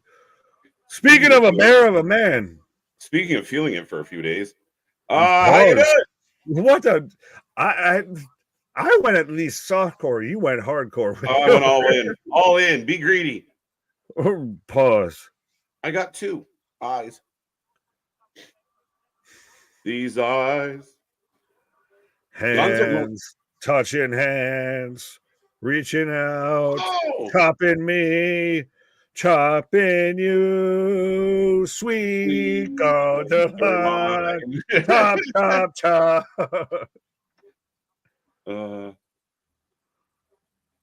What has 5 toes and is not my foot? I don't want to know. Your foot. Deep shots by Jack Handy. As Gunther is all over Cody's, ladies and gentlemen. If you haven't made your vote yet, let us know who you're taking on this one. And we are rolling through. Sorry, this popped me way too good. Jimmy's brother, the singer. By the way, for anyone who doesn't get that reference, and by the way, shout out to you for being younger, I guess, it's a fucking super bad reference. The singer? The singer, hey, come on, sing us some. Crossbody power splash from Kofi Kingston. The fact that reference got tied in, well played. Touche, Gunther, not feeling the Uncle Howdy vibe, ain't the second coming of Bray. Bro, how does Gunther hitting a lion tamer better than fucking Chris Jericho? I mean, most people do most things better than Chris Jericho, I think, at this point. But that being said, yeah, no shit. But Kofi battling away. By no means an easy match for Gunther here tonight. Oh, send it up. SOS. But that's still one thing that's always great about Kofi and what's always worked with him is he's a guy that can always work from under. Pause. He's a guy that no matter how much you beat him down, the second he starts to fire back up, you believe it. You're into it. There's some credibility there. Kofi can have a good match with a broomstick, Nick. That's he's a vet. Whether we love or hate the New Day gimmick, there were 3 talented guys, Kofi being one of them. We saw Kofi Mania and what it did. He's going to give you a good match. And the crowd's into it. They're chanting, "This is awesome" again for the second time tonight. Oh, nobody home. Shotgun dropkick to the back. 4 times, that's it. I think Jade and Nia Jax ends in a double count out. KJ Nick. I hope not, Damien. When does that happen? Next week. They face each other in the next round. Yeah. Oh, yeah. I was like, wait, what? Yeah. Big test for Jade. I'm stuck on like Monday mode. I ain't looking that far down the pike here. Right. Why is Gunther struggling with this guy? Why is Gunther struggling with this guy? Because it's Kofi fucking Kingston, Carpenter. Because he's a former world champion. Because honestly, if it wasn't for Vince McMahon and Brock Lesnar just deciding we're going to squash this man, he arguably would have had the best. He would have had a similar fucking babyface run with the title as Bryan Danielson. That's fucking why. Because this man's 11, 12 years in the business and 100% deserves everything that he's fucking gotten. That's fucking why. Because this guy is arguably, like you were even just talking, if the New Day wasn't a thing, this guy would still be the guy. So absolutely, that's why this is a back and forth fucking match. And he's still whooping his ass as we get a Hurricane Rana into the pole. Oh, Gunther shook. Trouble in paradise.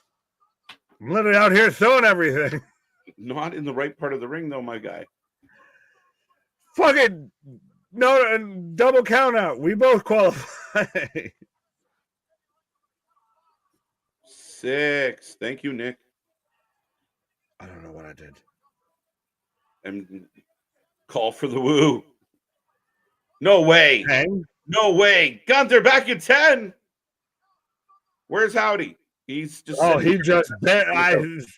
You had me scared because I didn't know if I was synced up with you. I was like, did he make it? I can't count that well. My fingers are here. I don't know.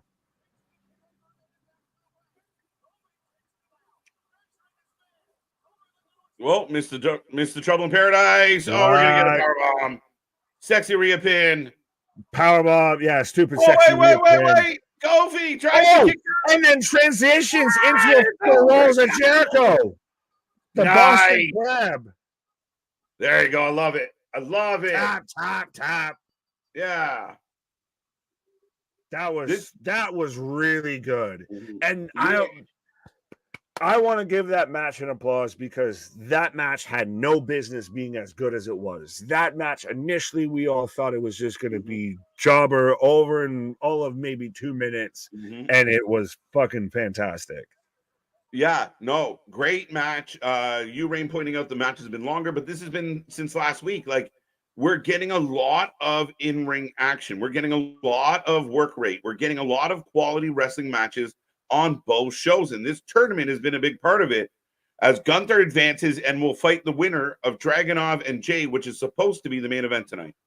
Oh, you're gonna have everybody just strapped on and strapped in for that. But yeah, 100%. I think you even said it of this is Triple H pretty much saying of, oh, you think we couldn't do that? You can have that. Right? What up, man? I got that. Now we're back, folks. Big win for Gunther. I swear to God, I have the exact same shirt Pat is wearing right now, and I got that to fucking watch MJF like challenge for the world title or some shit like that. With the fucking like the little Burberry shit on the inside and everything like that. Right. As we go back to Liv and Becky, that's awesome, Nick. What? They take too long with Howdy. See, patience. I don't think they've taken too long. Patience, Christopher. Give it time. It's coming. There we go. How does having a 20-minute match with Kingston better Gunther's status as a top guy after? It's not about bettering his status at this point. He's established his status. What did he fucking lose?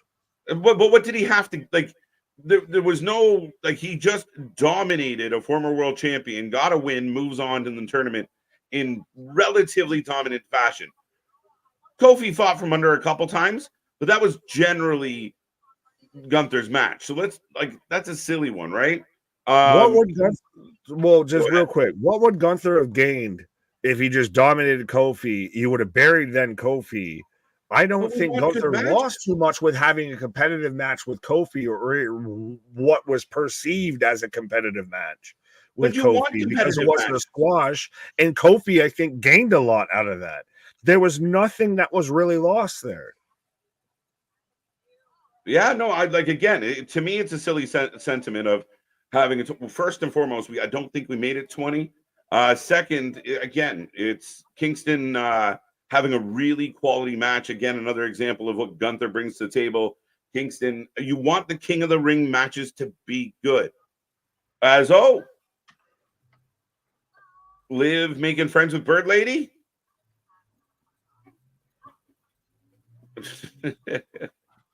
2-0, 1-9. Weird. 1-1. Oh.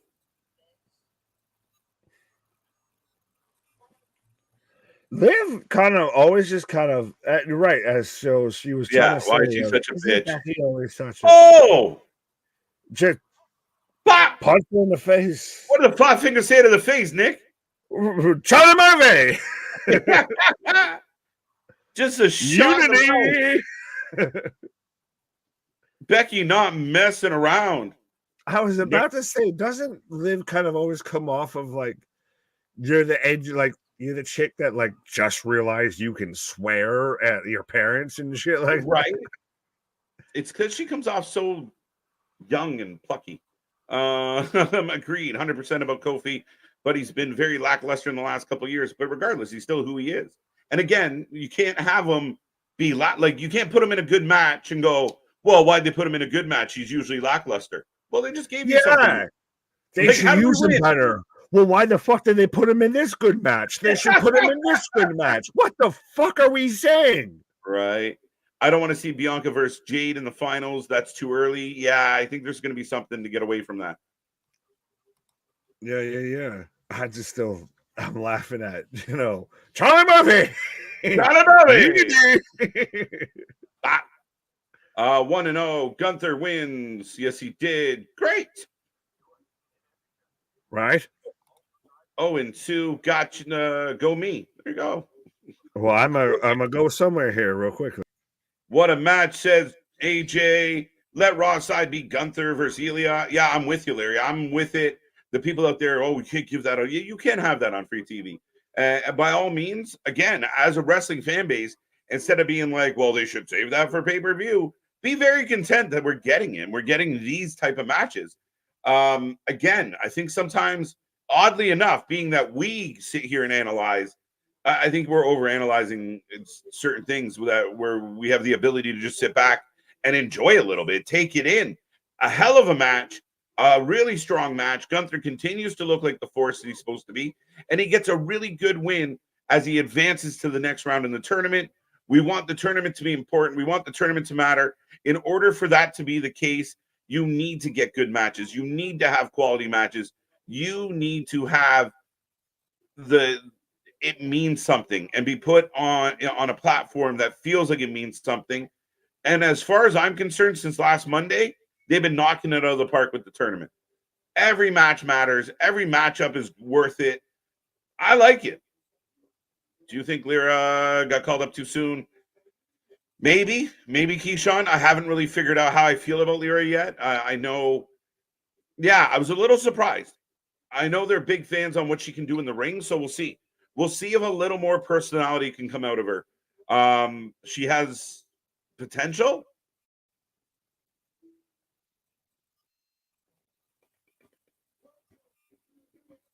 Jackie, yeah, easy boy, easy.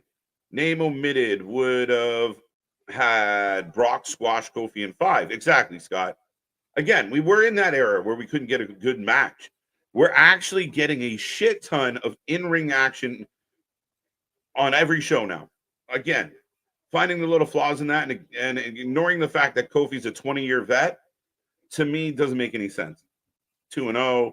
Liv is a snake in the grass. All right. I don't remember it. She straight shocked her. Yeah, just bopped her in the mouth. But ladies and gentlemen, we are on a commercial break. I will take a second to remind everybody out there that we are back tomorrow for NXT, Wednesday for Dynamite. Thursday, we got the Dirt Sheet debate. It's going to be a fun one. Friday, we got content coming your way with SmackDown. I don't think Rampage is back yet. So SmackDown Saturday, of course, we got more content coming your way. A lot of live streams heading your way as far as we're getting into Saudi Arabia, the king and the queen of the ring. Next Saturday, we will be here live. Brunch with the Boys 10. I'm calling it 10. I don't know what the actual number is, but Brunch with the Boys 10 is going to be fun. And then, of course, we have Double or Nothing the same weekend. So a jam-packed weekend of wrestling for the May 2-4. At least that's what we call it in my neck of the woods. May 2-4 weekend. I think it's Memorial Day weekend for the Americans. So we are looking forward to that. But lots. Make sure you be a friend, tell a friend. Click all the buttons. Subscribe. As we come back from commercial, the DLC ECW Fun Pack with Terry Funk, Sandman, the Dudleys, and Punk. Maybe it's Tiffany versus Jade. Very much could be. Tiffany could win this tournament, folks. And again, how much would that help cement this irritating, spoiled, bratty heel in Tiffany if she could pull it off somehow? Jade versus Stratton. Oh, Karrion Kross stopping Kofi. That was creepy. Wrestling Revolver Friday as well. There you go, Bradley. As Woods brings Kofi some ice, but Karrion Kross having a chit chat with Kofi, didn't see that coming. As here comes big Bronson Reed. Ladies and gentlemen, let's get another poll out there. How do y'all feel about that? I'm battle tested.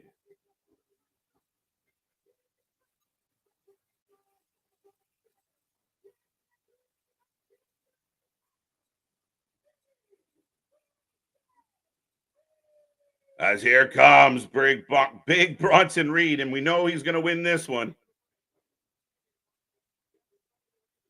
But we are 1 week away. Bronson Reed, Chad Gable, and Sami Zayn going to fight over the Intercontinental title next Saturday as part of the festivities.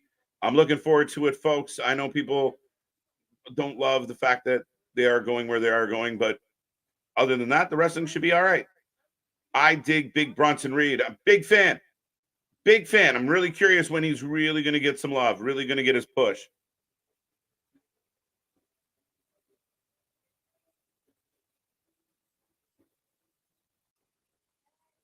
And his opponent. There we go. There we go. Get in that chat. Let me know who you're taking, as we still playing around with triple digits. Let's go, folks. Be a friend, tell a friend. Let's see if we get to 125, 150. We are steaming past 4.7K subscribers. Help us get to 5K ASAP. We want to get there as soon as possible. We are that close to our next milestone. And at the rate we're moving, we're going to have it sooner than later. So be a friend, tell a friend. Help us get to 5K. And why are you taking Bronson Reed in this match? I was going to put this question out there. What if Kofi is the New Day member who turns heel? Interesting. I always thought maybe it would be Woods, to be 100% honest with you, Big Dog. I thought Woods plays a heel really well. So Kofi would be a shock. Somehow we get Gothic Kofi joining the Final Prophecy to the dark side. Tozawa, missile dropkick. Chad Gable at ringside. MLW Battle Riot. Interesting smile mark. Tozawa gives us a little bit of Hulk Hogan. Going up to the top. Triple H hears our cries. The end of the New Day is nigh. It's quite possible, Easy Bake. Big Death Valley driver by Bronson. And this match is all but over, folks. So I guess I can end this poll. Only 84% took Bronson. What are you doing? Tsunami! Down goes Bronson. And he squishes the shit out of Tozawa. Gable not happy, but I wouldn't want to fight Bronson. Bronson for the win. Reed for the win. Yeah. Am I the only one not liking Bronson Reed? Oh, Anthony. Interesting.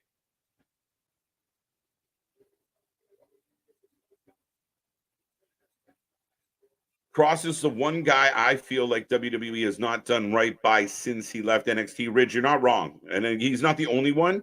He is a big example of the Vince McMahon era, NXT talent getting wasted. But I'm worried that he got buried so bad that he's really struggling to get out of it. I'm hoping that Papa Paul has some answers, some angles, some idea. As we got Ludwig in the back, Gunther just walks on. Ludwig is great. Ludwig doesn't get enough love. But yeah, I mean, at the end of the day, I'm curious. They draft Final Testament to Raw. We'll see if it helps. We'll see what they can do with it. Tozawa for the win. That was silly. Agree as well. It would be a criminal if Sandman doesn't get inducted. Ooh, that's an interesting one. I could see Trips putting Sandman in, but ooh, that's an interesting one. Would you? 666 days. Big beefy boy slapping meat. Well, it was more like big beefy boy slapping Tozawa.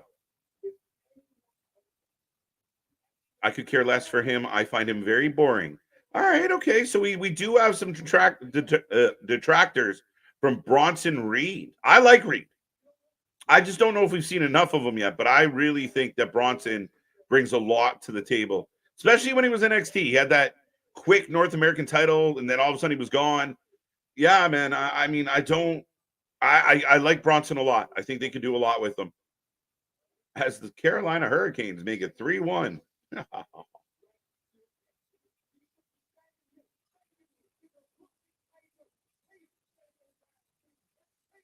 So Ludwig calling out Sheamus. Sheamus should thank me.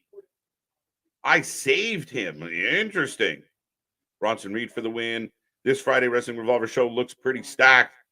I'll take a peek, Damien. Maybe we'll double up. Why not? We are the channel that watches more live wrestling than anybody else out there. So why not continue? I just realized Bronson Reed has his kids' names on his chest. He just got a new chest piece after he had a baby. Awesome. I like it. I dig it. Big beefy boy gonna have a Slim Jim, Nick. Yeah, that was a big beefy boy versus Slim Jim. Good way to put it, big dog. Smack the shit out of that man. Is it too bad Big E? It is too bad that Big E has not healed, because I would love to see him battle with the big, with Breed versus E. Battle of the big with Breed versus E.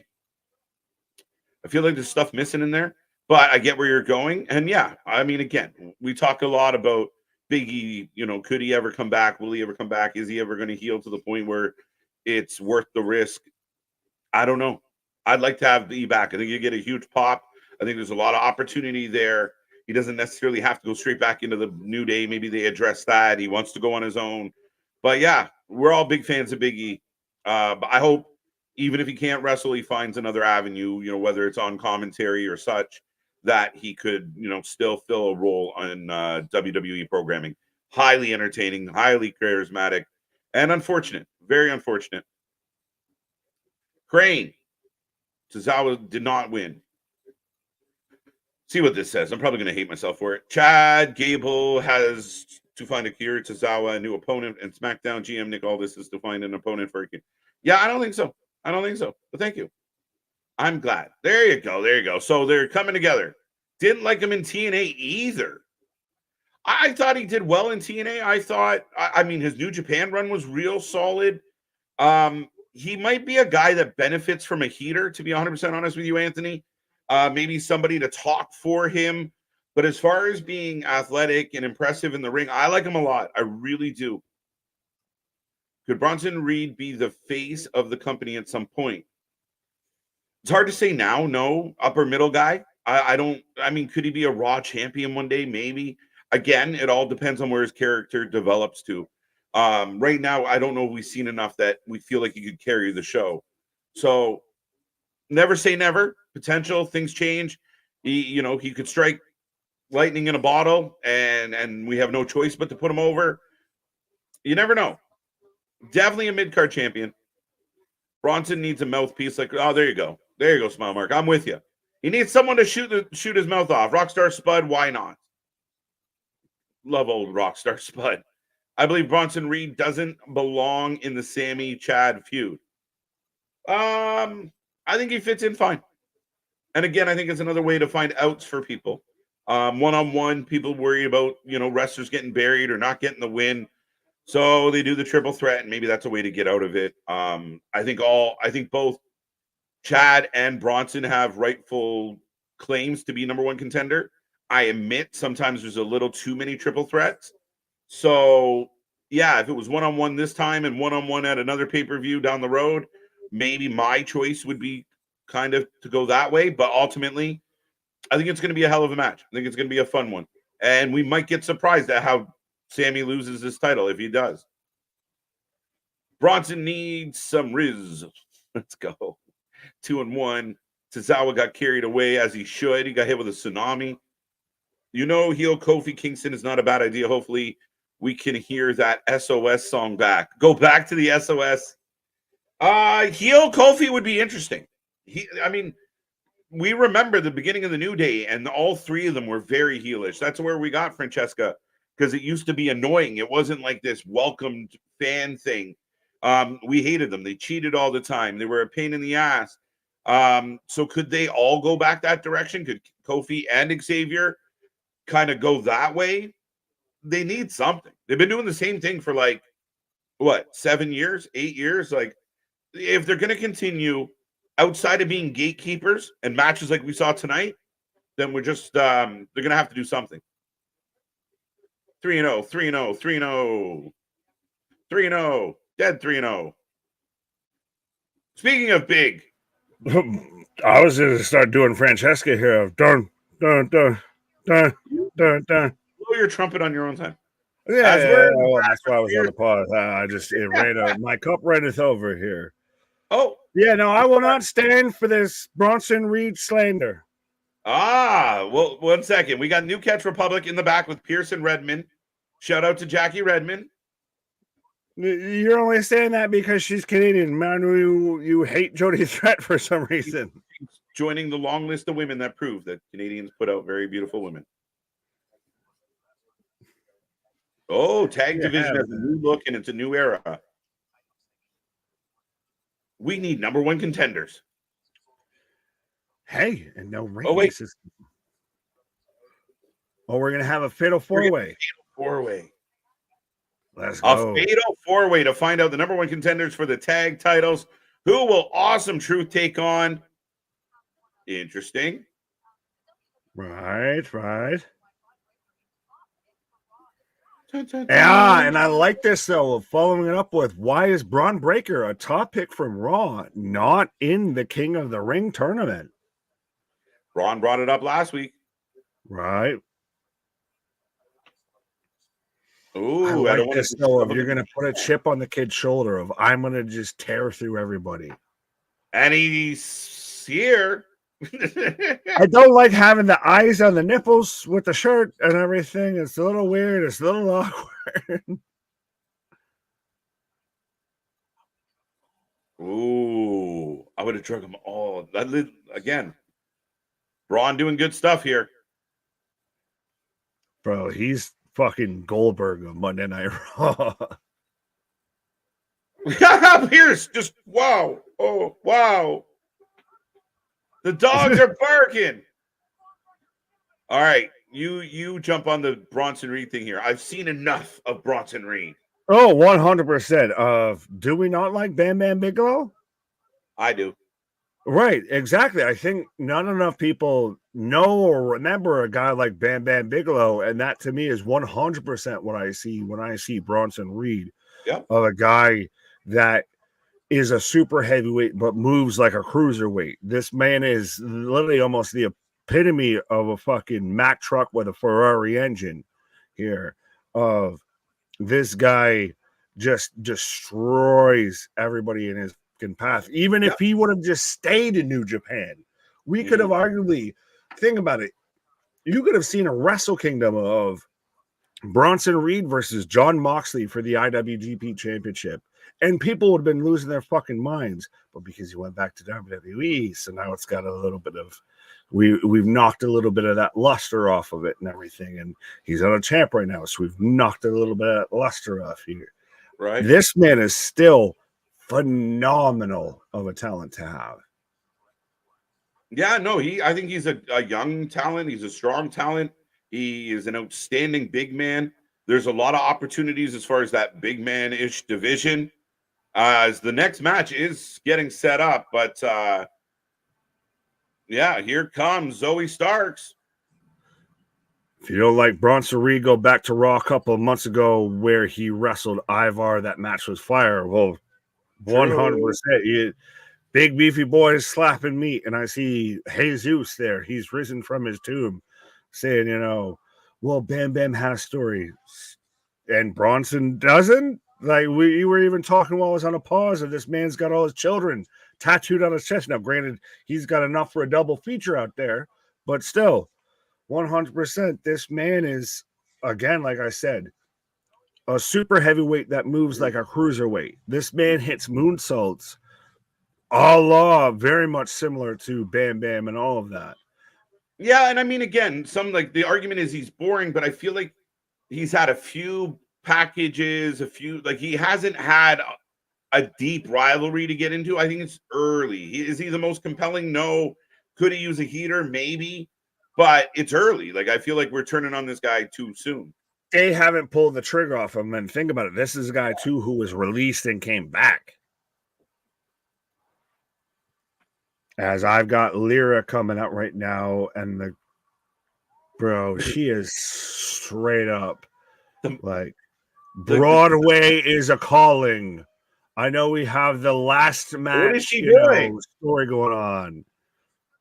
Why? What are you trying to catch flies for? What is happening here? Bro, she's out here going to be playing the fucking Wicked Witch in The Wiz or The Wizard of Oz. Right. She came down in a bubble, bro. She came down in a bubble, bro. That's the best shit. Are you interested in Alex Shelley versus Trent Seven? That should be good. Interested might be a stretch. Yeah. It's one of those. If it came across my YouTube feed, I'd watch it. But is it something I would go out of my way to make sure I watch? Yeah. I feel like we are gonna watch. I know. You asked, yeah. I tried to get away with it. You don't like me talking mess about Bronson? Let me switch to Eddie. Oof. Boston doesn't like the maybe Boston. I just don't like you. Just kidding. It's not kidding. 4 Day New Day are heels. They wasted thousands of pancakes. And they threw pizza into the audience once upon a time. That was enough. They were the hardcore pitchmen for pizza. Oh, yeah. They were walking billboards. As we are off and running, Nick, I got Bird Lady. You got the caca. Yeah, get your votes in. Get your votes in. Yeah, if you have Zoey Starks or Lyra Valkyria here, for the sake of being difficult, I want to take Zoey, but sensible booking tells me that you're going to get Lyra because she's going to lose in the semifinal here. Zoey could lose to EO. The way that makes sense is, but then you have EO just dust a whole tag team because she dusts Shayna and Zoey. Fine. So she dusts a whole tag team. Yeah, she's better. Singles. Fuck it. You bury the whole division. Well, you're not going to bury the whole division. Come on now. You have to have a division to bury it. But that's also true. That being said, Liv Morgan and Dominic will be a couple. Heard it here first. Heard it here before that, but yes, it's possible. I still want Nia Jax, but it's possible. Heard it here. Don't care. As we are going to commercial break, folks, show rolls on. We got lots to go, lots to get into. Queen of the Ring quarterfinal is on the TV right now. Well, on commercial right now. Break. But Bird Lady taking on Zoey Starks. Again, fun night of Raw so far for my standards. Enjoyed it. It's moving quick. Breaker not in the tourney because of poor creative by the booking of Hunter Helmsley. Well, real. We know that's not accurate, not true, and explained well. So, unfortunately, why do you watch wrestling? Tony Khan on AEW television because of poor booking from Tony Khan. No, and Adam Pearce just explained it perfectly. We were not putting the rookie in the tournament, period. We are not. You can't say that because Carmelo Hayes was in the tournament on SmackDown. Different manager, different show. So Pierce explained what his decision was. I put people in there that came with a resume that's better than yours right now, and I didn't want to throw you in the deep end. Braun, being the heel young upstart, says that's bullshit. I would have drowned them all, and we're good. Braun's fine. Braun didn't need to be in this because if Braun was in this, Braun would have to take an L, and that's the way it is. They're not setting him up to lose to Gunther. Fair enough. Well, I said a whole thing about somebody else. You're like, no, wrong. Yeah, I passed over. You're fine. I like this though.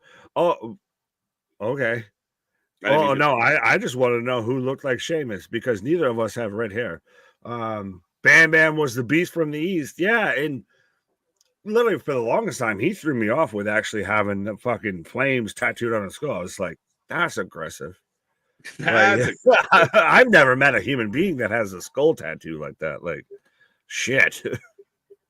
Yeah, absolutely. Oh, he was amazing. And again, he was scary as shit. He was terrifying. The monster from Ashbury Park. Raw needs to stay on USA. Why? What if Netflix is better? What if it's cooler? What if it's more fun? That's when everybody gets the TV 14 that everybody wants, the TVMA. And even then, we still have the deal of come September to where USA Network's literally going to be the home for WWE television because I think at that point it will still have Monday Night Raw and NXT, and then we'll add US or SmackDown at that point. Yeah, no, 100%. And I mean, for me, again, what if it means Monday Night Raws are only going to be 2 hours and 15 minutes, 2 hours and 25 minutes? What if they could have an overrun? We don't know when it's going to end. We know it starts at 8 and it could end at 10, 10, 12, 10, 15, 10, 20. What could happen? Well, and I think an interesting, again, litmus test for especially to air Monday Night Raw live weekly with how many people are going to tune in. An example was the Brady roast, and another example is going to be the Logan Paul or the Jake Paul, Mike Tyson thing of that's the biggest thing that I have a concern with when it comes to, like, say, a Netflix is can you withhold that many live congruent viewers? And if you have a hiccup, like if you have a fucking Raw goes down, oh, that's going to be a big issue versus staying with the tried and trues. Yeah, but I mean, really, is it that like one show you have a dropout or something? There's a I don't think that's going to hurt the product that bad. It's going to be a bad day of business. Oh no, I'm just, like I said, I wasn't saying anything super against it. I was more of just interested by the whole thing. Like I still think, I think it's the best decision, and I think it's a huge decision. I think it's a groundbreaking decision when it comes to the world of pro wrestling and pro wrestling broadcasting. Think about it. There's people that are talking about with AEW of if they lose Time Warner, then they maybe just move them to Max or something like that. Yeah.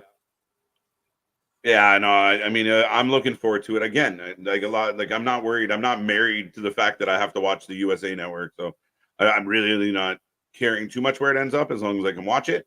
And I'm optimistic about the changes that come. But right now, Zoey and Lyra going back and forth, not bad. Good pace to the match. Big. What do you call it? Michael Cole fucked it up. Called it an Irish kick. So step up in Zaguri. Yeah, thanks. Thanks, Michael. Hey, well, he's just it's Irish, so river dance, motherfucker. Right? Big drop kick to the outside. What's your thought on Kaiser versus Sheamus? Should be fun. Good match for Kaiser to show off a little. I mean, Kaiser.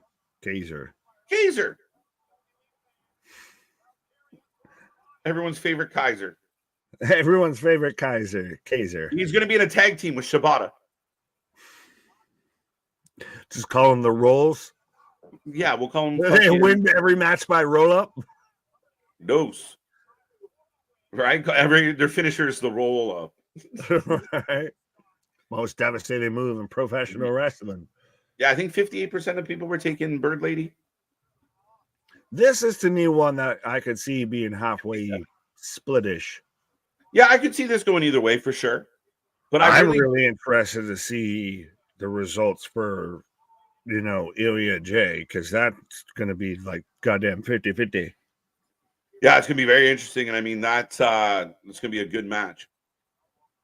Bam Bam once lost a fall match on Nitro by count out. Fun fact. I believe you. I'm not surprised, but I look back at with Bam Bam of like when he had the moment with Taz to where they first set up the moment to where it to me hadn't been seen before to where the ring gave way when he sat there and fucking slammed it through it and Taz crawled out on top. If Raw goes to 2 hours, then that would mean less segments and less time in matches. One, I don't have any problem with that. Two, not exactly, because I believe, and now I could stand corrected as this move forward, there's going to be less commercial time. There's going to be less need for commercials. You watch the live streaming shows, they don't have commercial breaks. So if you take that 45 minutes away, you didn't lose anything. You just didn't have to sit there for all the extra shit. Oh, I could see where Netflix tries to do the spine buster into the turnbuckle and maybe caught her heels on there. No. I could see it to where Netflix does more picture in picture and everything like that. 100% of, and even then, I think if they shortened it to 2 hours, they'd make everybody a bit more happier here because I think they do really write 2 hours and they just happen to have 3 hours. Oh, big kick by Starks. Yeah, and it was Triple H who said that 3 hours is a tough grind.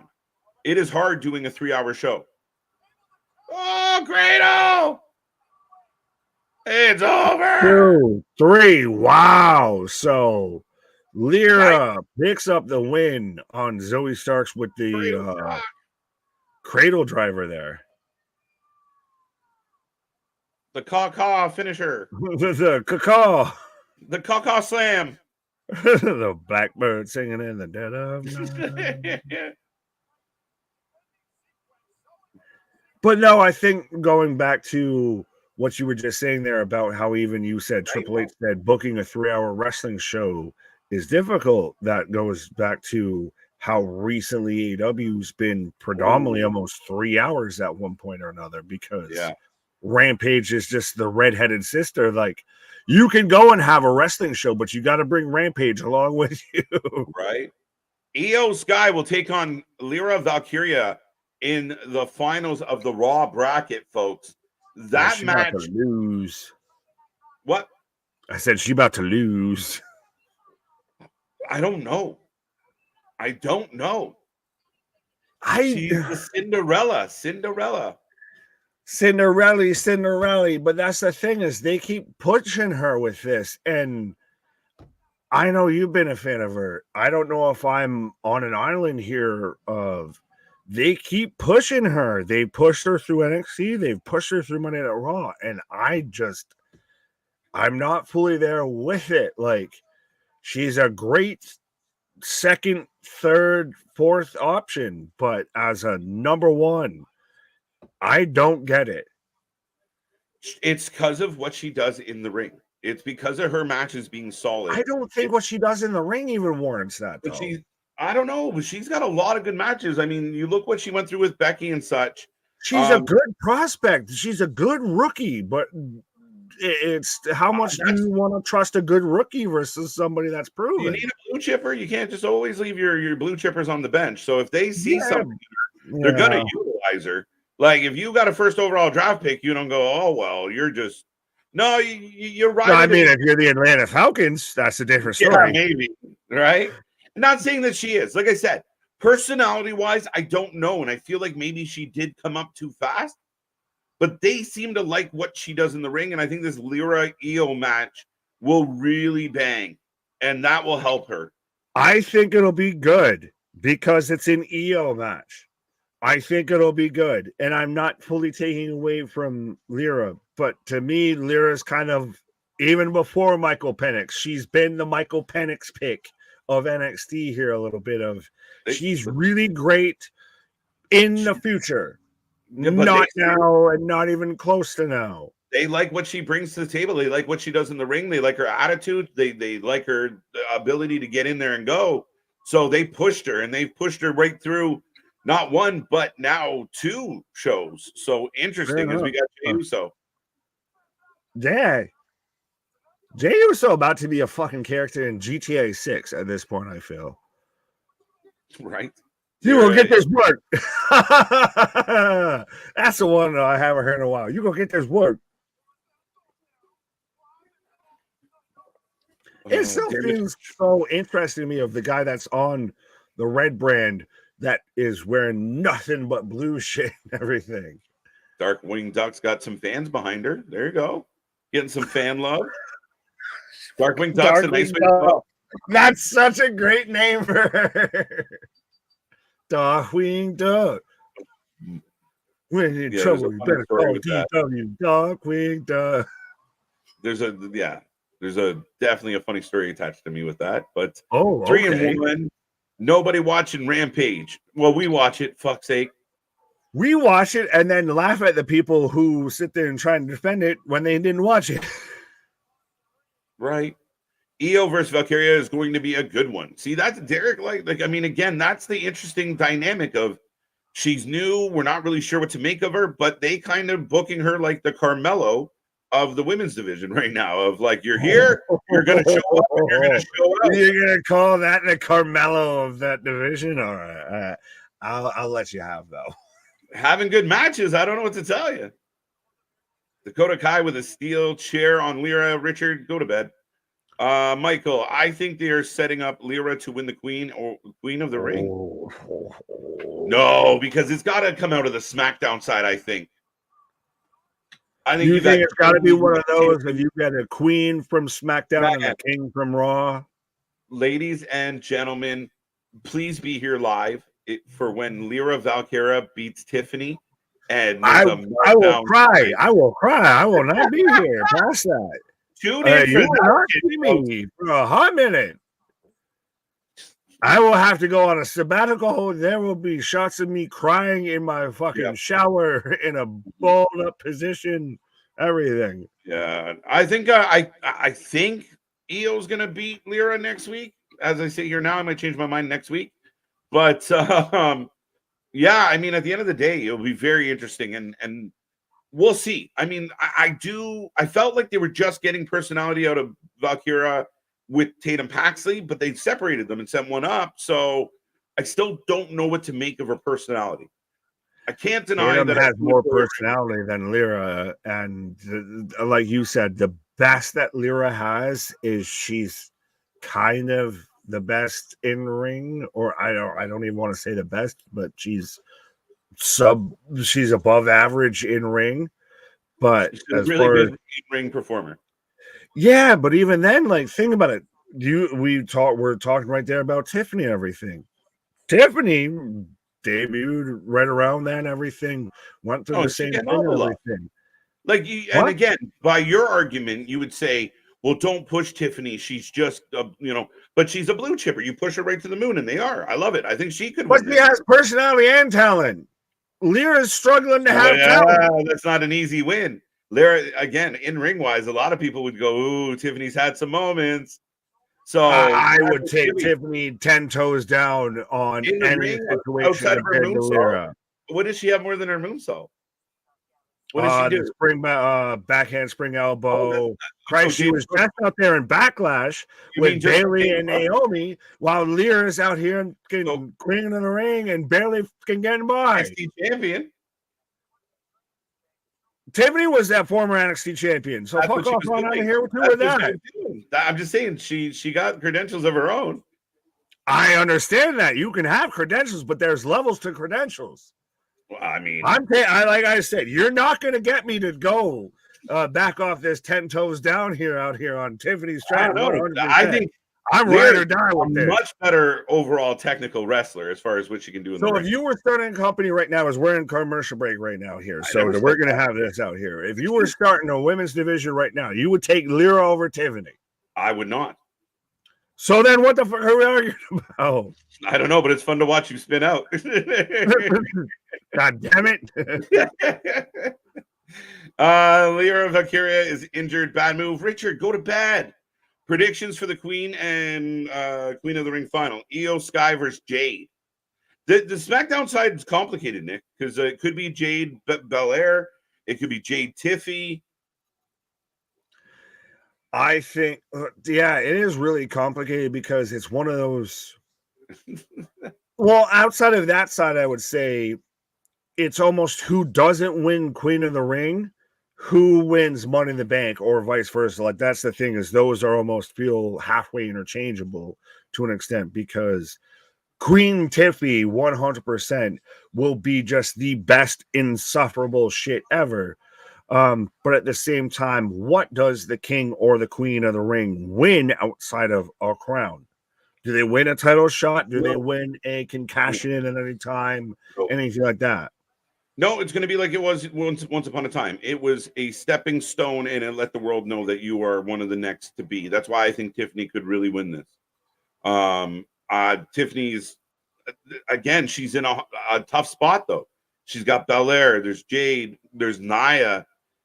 As Otis coming to the ring, if anybody was curious. I think whoever doesn't win this from the SmackDown bracket wins the Money in the Bank, the women's in the Money in the Bank briefcase. Would you rather see Queen Tiffany or Money in the Bank Tiffany? Shit. Queen, because that gimmick will just be the most insufferable. And it'll get over like Rover because it'll be so insufferable. And I think she's still in the title picture, so you can still shoehorn that into a title match. Not saying she has to win it. And I think it's safer if you work a title match out of that and lose it, than if you have the Money in the Bank briefcase and have a title match and lose it. So I'd rather see her Queen of the Ring. Right. This is not a title eliminator match, Rio. This company doesn't do that stupid shit very often. So this is not an eliminator match. Sammy will be fighting, but we do have an eliminator match on Wednesday. Come talk to me about it. Yeah, you don't normally have to beat the champion to then face the champion to beat the champion. Yeah, normally you just beat the champion, you beat the champion. There you go. An episode of yeah, exactly. Sup, Bendy. Chad creeping up the stairs. Otis is fired up. Yeah, Chad saying not today, brother. So anyone else going to point out that Chad Gable is pretty much just kind of doing Drew Gulak with the no-fly zone and everything, or we just going to not pay attention to that? Otis out here trying to fire up the worm. Otis getting a big pop and does the worm anyway. Is this? Could you imagine doing the worm as a babyface turn for Otis? Right. He's Chris Farley with a mullet. Close and less funny. Am I the only one that doesn't have time for TV time? Well, then you better make time for TV time. That's all I can tell you. Mm-hmm. Lyra is similar to a mythical folk hero. That's what I get from her gimmick. It's cool. She likes birds. Sammy with the win. Shocker. You want to know who's a mythical folk hero? I believe in Joe. Dude, I want him in the dub so bad. I've seen people that are like, so coming at Royal Rumble 2025. Right. Say his name and he appears. I believe in Joe. Predictions are like assholes. Everyone's got one. Yeah, but some predictions aren't functioning properly. You never want that for your asshole. I was gonna say it's almost like Twitter accounts, and everyone probably has 2 to 3 of them, but that might be a different. Oh, we're about to get Otis turn. Yeah. As he's just pieing Otis in the face. Oh! Sammy Exploder Suplex. And Dom Mysterio's chubby cousins in the stands tonight. You know what we're setting up, though? We're setting up, especially the tag team title match later tonight. We're setting up for Gable and the Creeds. This is how we're getting rid of the Alpha Academy. Yeah, we're trimming the fat here. No pun intended, Otis. Sorry, respectfully. I love my beefy boys. Pause. But 100%, this is where we're setting this up to where we're going to get the Creed brothers with Gable by the end of tonight. Oh! Chad with a whap. 5 fingers face again. What did the 5 fingers say to the face? Oh, Otis is about to just snap of you knocked the last screw loose. Oh, look at the sympathy this man gets. I love it.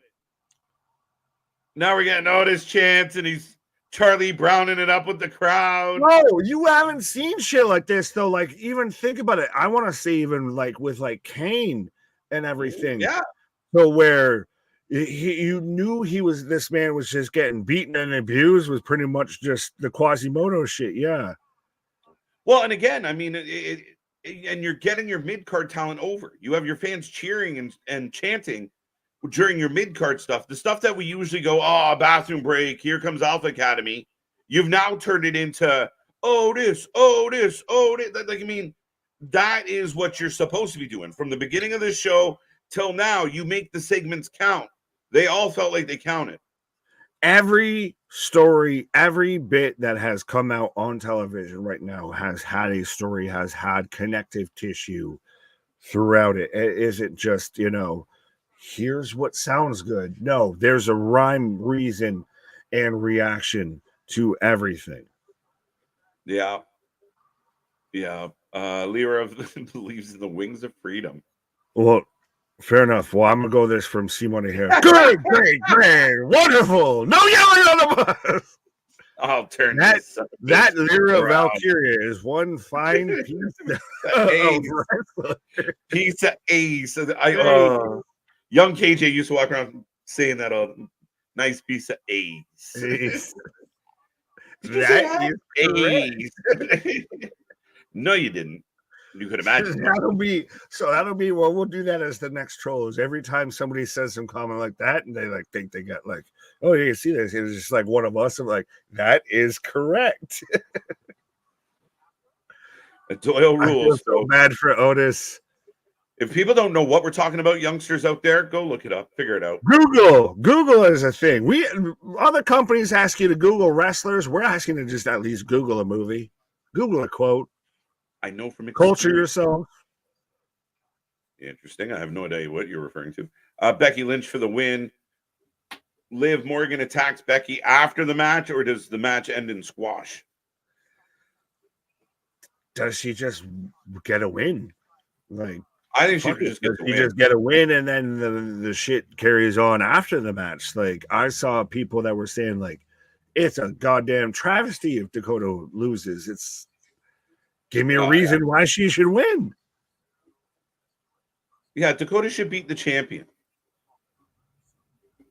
Right, and just clean, just 100%. It shouldn't even they buried her. Damage control's dead.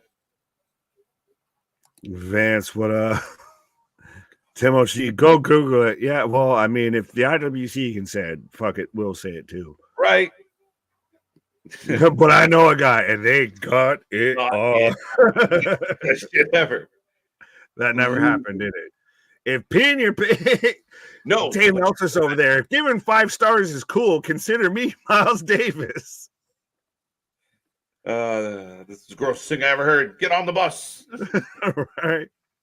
Cable overrated, Ronan. Yeah, facts. I haven't had cable in a hot minute. That Veronica, yeah, easy. we got you covered for pretty much everything on cable. Yeah, we hit all the points. All right.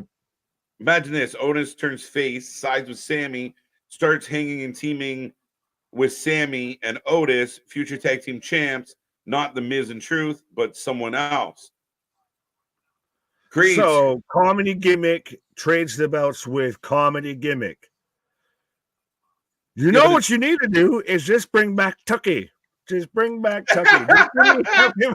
Where's Tucky? Let's go. Give me back heavy machinery.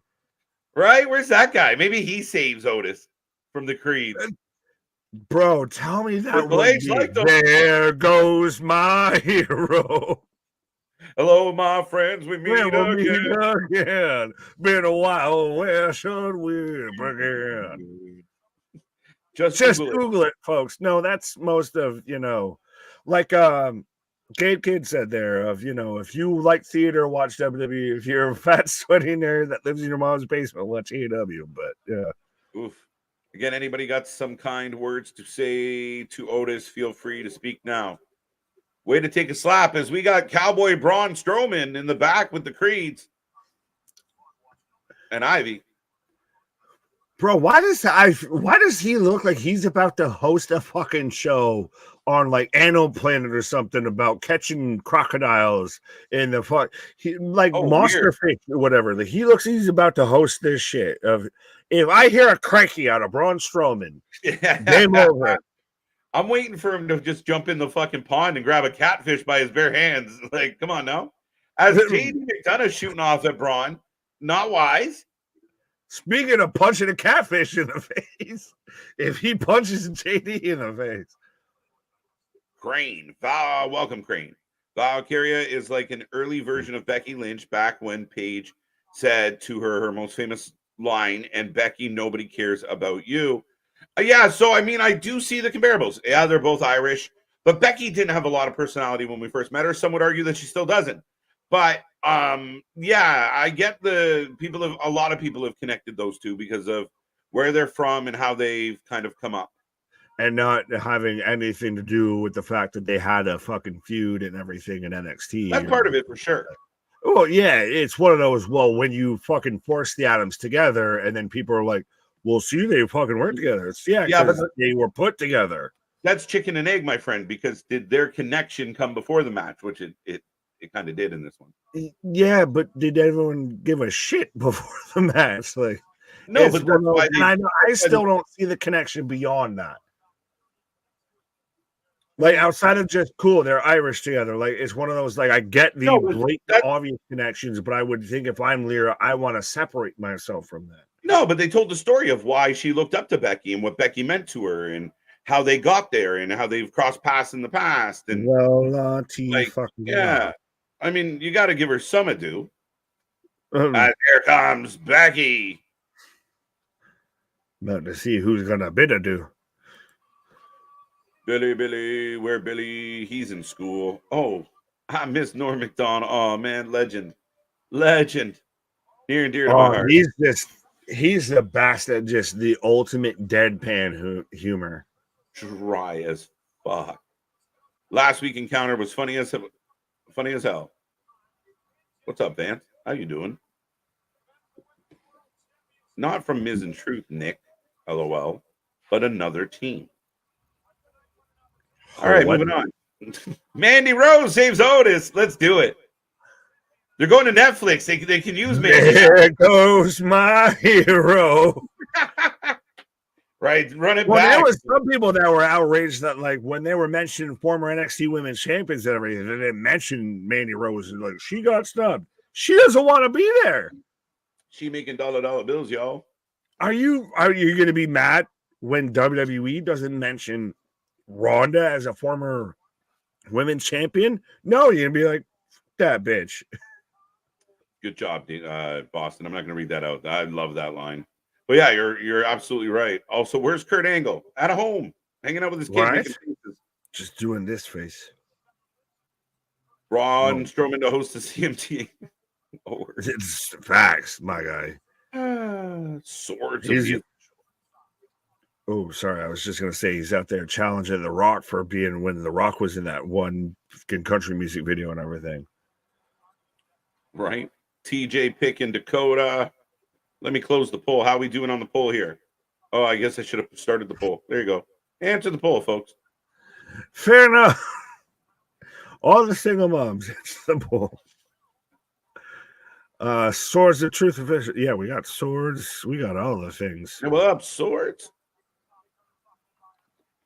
Rolling. But Becky right now in control of Dakota. I think there's clearly got to be Becky wins this. Absolutely. Oh, 100%. This is not even a debate. This is just for fun.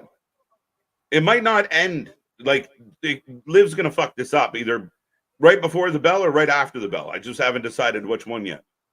But yeah, Dakota's not beating the champion 2 weeks away from a pay-per-view.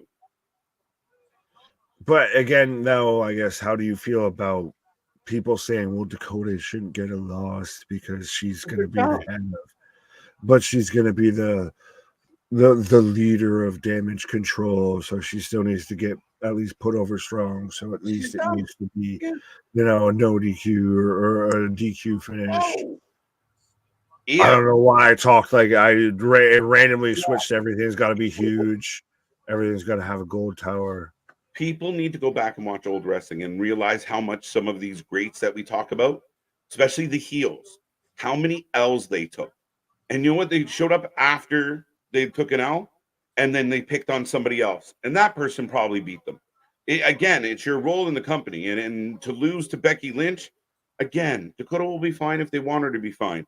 People got to realize what we're watching here. You can't have good matches and nobody ever lose, right? Like, people forget how many L's Triple H took while still being the fucking baddest, while still being the game and all of that. Yeah. So 100%. That's the thing is, when you take in, it's all also still, it's built on not only if you're taking a loss or anything, it's built on who you're taking a loss from. And how? If you're taking a loss from a top talent, then the loss ain't that bad. You know, I guarantee you there's Mick Foley's of the world that have way more L's than W's on their record. Let's be real. Like, he took a lot of fucking L's. Arguably the greatest career moment of Mick Foley, the most memorable moment that everyone thinks of, is just an L. Yeah. The Hell in a Cell from 96. And that's an L. That's the biggest L you could get. And that's the most memorable thing. That's what everybody remembers. That's the most endearing moment. So what Nick is saying is, Dakota, if you're going to lose tonight, put your tooth through your nose. Whose shoe is that? But let's see if we can get this chat to 125 or 150, folks. We've been over 100 for quite a while now, and we are rolling along. I remember the good old days when we just started off and there was only a few here, and now we're blowing by people that used to tap us on the head. So this is a good one. We appreciate everyone for joining us as we go into commercial break. But the action doesn't stop. We got more coming your way. Be a friend, tell a friend. Let's see if we can get this chat up. 125, 150, 200. I want to see these numbers blow. Let's go. Pause. Blow your whistle for me. If I could whistle, I would do that so much better. But yeah, 100% often imitated, never replicated, never duplicated, 100%. As we're at 111, let's see if we can add another couple of, digits onto that here. Get us to 112. Let's go, at least. No, 122. Just add at least another solid 11 here. I was just going to start singing 112 songs until we get to 113. 114. I thought you were about to go like 113 of, amber is the color of your energy. Oh. Right.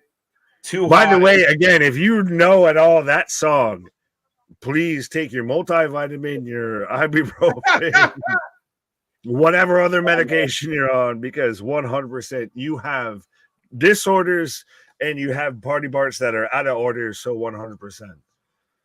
Why does Becky always remind me of the Roadrunner trying to go fast? I've never gotta go fast. She's Knuckles. She's redheaded, and she's got to just punch people and go fast.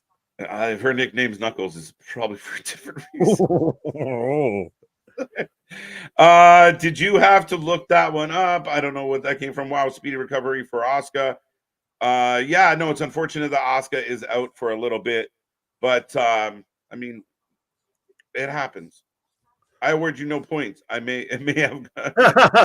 You're all significantly dumber for hearing everything that you just said. That is the best. And it's just so deadpan. Did you know that Bob Barker did all of his stunts on Billy Madison? His big stunts like rolling down a hill?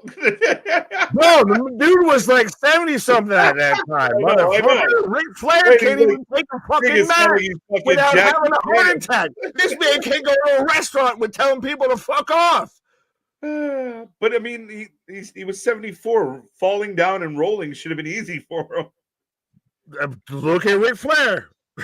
Well, I present to you the counter argument. He dead. Well, no, he's just possessed. Becky is energy personified. That is deep. Don't say that because Logan Paul is about to try and sign her to a fucking sponsorship deal at this point. Nick, I think you mean Happy Gilmore. Oh, Happy Gilmore, yes. They all blend together. Come on now. Especially as a masshole, 100%. Right. Yeah. Grizzly Adams did have a beard. We're going to get into the Mandela effect of pro wrestling. That's something we need to do as a fucking... Yeah, shit. See if we can find the Mandela effect of pro wrestling. I swear to God, it exists. I miss the Melina effect of pro wrestling. Oh, that's just a split. Well, and not a banana. Oh, it's got us standing on the back of her head. Do you think Becky has already resigned with WWE, KJ, and Nick? Even if she hasn't, I'm not worried about it. Her husband's re-signed. Like the only reason she doesn't re-sign is if she's gonna just stay at home, which no knock on you. And I'm not trying to say that prejudicially, but I'm saying it's one of those. That's the only reason she doesn't re-sign. Like, what reason would she have to? I'm gonna go sign with AEW while Tyler goes works WWE, selling them monorails. Right. I noticed the chat has moved on to Tommy Boy quotes now. I'm not going to click on all of them, but yeah, we keep going. He's one of my goats. I absolutely love the guy. I was so bummed out when he passed away. Yeah. Well, again though, shout out everyone. Correct. Yeah, like everybody. You know what's funny? I'm your partner. I knew what you were talking about, and I just went with it. The chat's just like, wait a minute. It's just you can have, and I respect game. Game recognized game. It's one of those 100%. If you catch one of us slipping, 100%. I expect you to take it on the fucking chin. Right. It's one of those. If you catch me with it, I slip up on the AI handle there. I expect you to fucking run it to the house here. There you go. Wrestling Mandela effect is that I swear AEW used to be solid. Wow. He said it, not us. He said it, not us. Foley's best moment was getting his brains bashed in by The Undertaker, but that match did more for both men than mostly anything else. Getting thrown off a steel fucking cage, which should do that, I hope. But again, huge moment. People, again, it's just like this weird mindset of wrestling fans of like nobody can lose. Only a jobber can lose. And if you lose, you're a jobber. You can't be a good talent, have a good match, and not win. Someone's got to win. Someone's got to lose. There has to be. You can love the fucking villain even going into a story. One's got to lose. One's got to win. Whether you love the hero, whether you love the villain, what have you. You can't have them both come out on top, because then what the fucking do we do? That's the blue balls of the situation. Yeah. Oh, setting up for a superplex. Ref took a second. There we go. We got big superplex from Becky onto Dakota into the armbar.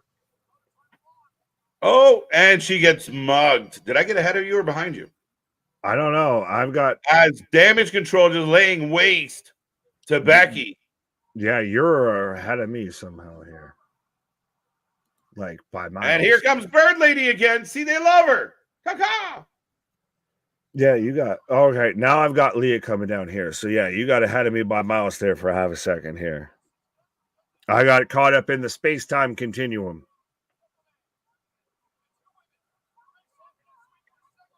So we're setting up a fucking tag match. Oh, no, we're not. I thought we were about to with. Well, they're going to face next week.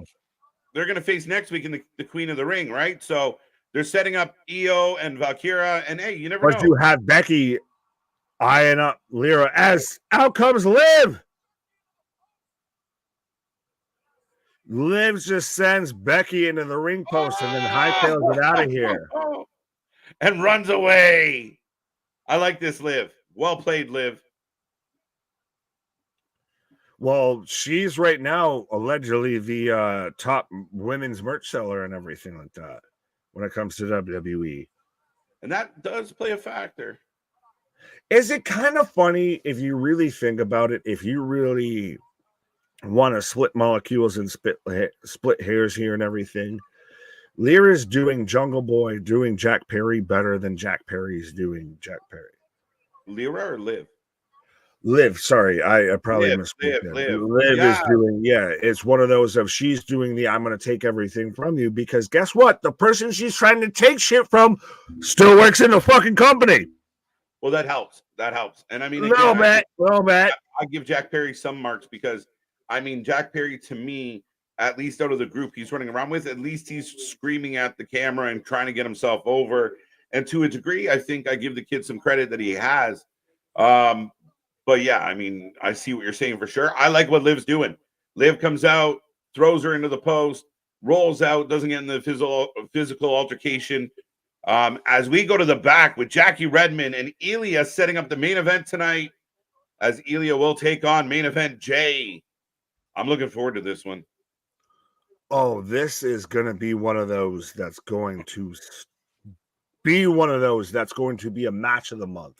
Like when you look back at the month of May when it comes to pro wrestling, this is going to be one of those of you should go back and watch. Yeah, 100%, 100%. Could Liv join Damage Control? Ooh, sorry. Where was that? Oh, there we go. I don't know. I don't like it. No. Ooh, no, Ilja just said that. Dude, Ilja just said it. Gunther. That's who I get next. But look who's there. Yeah, you're going to do it? You're going to do it to me. Okay, look what I have for you. A nice shiny red chest. Oh, I'm going to we need, chop you. Yeah, yeah, let's get to the chopper. we meet Yeah. again, little friend. He just smiles at him. If they give this on free TV, like it's one of those, I'm it's down. all of the greatness and all of the interesting, but I'm not going to complain because it's just like we get Ilja versus Gunther, and Christmas has come early. That is Christmas in July, except it's May. Except it's May. Welcome to the new era where the TV shows matter and they build to pay-per-views. I'm all for it, and if we can get it on free TV, fuck it, do it. Let's go. Because you can run it back at a SummerSlam, you can run it back at a Survivor Series. You got no problem. You can even save it for a Mania. Yeah, but you run the issue of the other company that's ran enough matches that they could have ran at this and could have ran here and could have everything, and then they just ran it too far. It's one of those. With these two, are you going to get tired of it? I'm not saying right, but did you think you were going to get tired of the Young Bucks versus FTR? But I think we kind of have. Yeah, but that's a way big difference than Gunther Ilja. I mean, nobody gives a fuck about the Young Bucks. Yeah, one's a tag team and one's singles. And the lack of proper booking has pissed us off about that whole rivalry. If they do this properly and you get 3 Ilja Gunther matches over a 6 month, 7, 8 month span, where you have a 3-match, like, oh, this is the second time these two meet. Now it's the third, and the stakes get higher. I don't think anybody's going to have an issue with that. And if they did, well, I don't know what to tell you. I think that's just beautiful. If you get this teaser match, this 15-minute match, and like now they're going to run it back on a pay-per-view one day, I'm okay with it. I think it's beautiful. And again, we need it. I don't, it's a weird thing. If like I brought you, like, if I brought you like extra sides with your meal, you're not going to go, well, I didn't want this. Can you bring this back on a special occasion? Listen, as a fat kid and as your buddy and everything like that with Mr. Be Greedy and everything like that, 100%. If you give me some extra chicken wings with my pizza and everything like that, I ain't going to be mad at it. I'm going to just be like, maybe I want to enjoy the wings separately, but yeah, 100%. If I get Ilja versus Gunther on free TV, oh my God, strap in and strap on because holy shit, we're getting a pay-per-view for free. But it's also at the same time, you always worry, and I think you always have that tinge of Hogan Goldberg-ish of like you're giving too much away when you could have sat there and sold it and, made your money on it. 100%. I completely agree with that. I mean, but like for me as a fan, I don't give a fuck where you spend your, like, if you want to do it on the run on a Raw, it's not my job. Like, again, for the fans out there, not necessarily you, Nick, but like I said, like if I'm getting extra or if I'm getting spoiled, if I can be greedy and the company's giving it to me, I don't think that's about, like, I can't really, I don't get that mindset of, well, this should have been saved.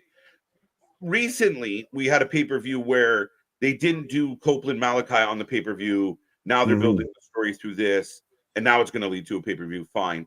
But there's sometimes where you need the pay-per-view payoff. But again, the King of the Ring tournament, they want it to feel special and important. As a fan, like if I go to a concert and my favorite band plays 4 or 5 extra songs that are my favorite, man, that's great for us as fans.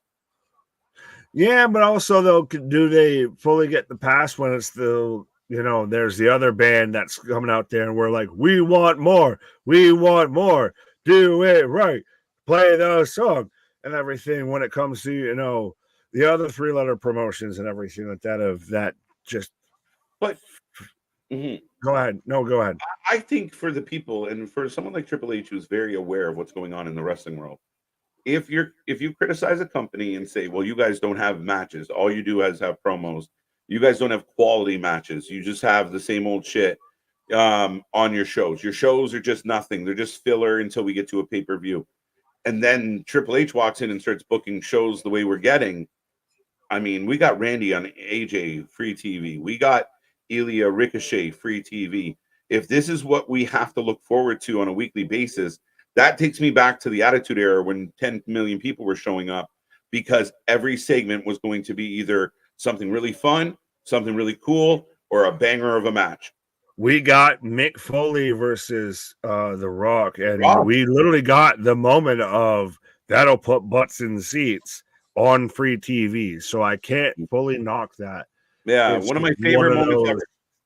Of I still don't think we have enough rounds in those chambers, but I fully, like I said, I fully get what you're saying, and I fully, on one hand, see it and agree with it. It's that, you know, double-edged sword a little bit, you know, damned if you do, damned if you don't.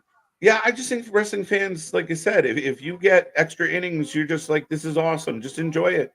Like, the idea of why they're giving it to me when I didn't pay for it seems so fucking weird. Well, I feel like a good chunk of wrestling fans can't afford to pay. Yeah. But we are getting the Fatal 4-Way match right now for the number one contendership for the tag titles. What? That's now? Yes, sir. Oh, wow. Who else is in this match? New Catch Republic, Judgment Day. The Creed brothers and what? Creed might win this. Oh, I think they probably will, and I think especially, like I said, because we had, you know, Gable out there walking down everybody from Alpha Academy and so on and so forth, that we're gonna see sooner rather than later, if not probably tonight, of that formation of the heel stable. Mm-hmm. But I don't know who the fourth team is. Who is the fourth team? The Creed brothers? Currently. Is it AOP? They'll say it's AOP. Might be AOP. Yeah. AOP, says Damon. So yeah, that's right. Sorry, they slipped their mind. Yeah, you know me. Be right back, sir. Fair enough, 100%. As you can let me know, folks, who you're taking for this match, as I've got the Creed brothers coming up right now. And why is that Brutus? Yeah, why is Brutus out here getting walking into the ring like he's a goddamn Manila gorilla out here?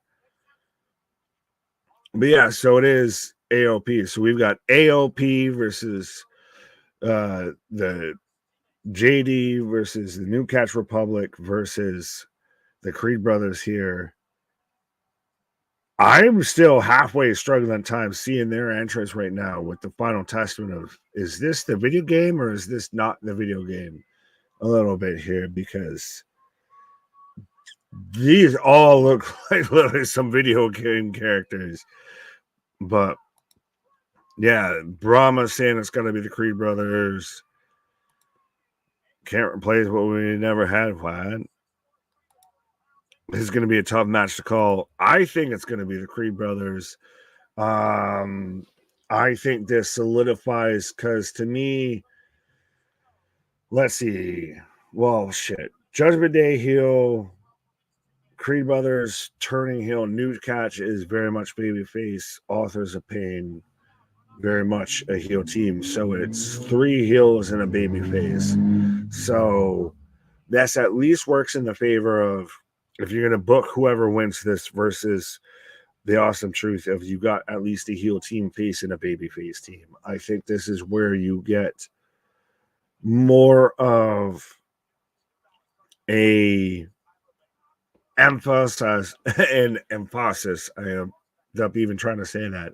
You get more of a focus on the Creed brothers here, with them finally solidifying a heel turn, and you get them paired up with Gable, and you go full, ready, willing, and Gable. You get, world's greatest tag team type shit with this, with Angle here, because JD, I mean, we've kind of been here already with this, with them going up. The Awesome Truth, they're kind of out here just because there's a shallow tag division. As I've got Pete Dunne and Finn Balor, by the way, as we've got Joint Manipulation, New Catch Republic. Again, you could slide them into the NXT tag division. I'd be Fine with it. Authors of Pain, I would have loved to see them versus Indusure, but releases. But now I've got the Creed brothers out here working over JD.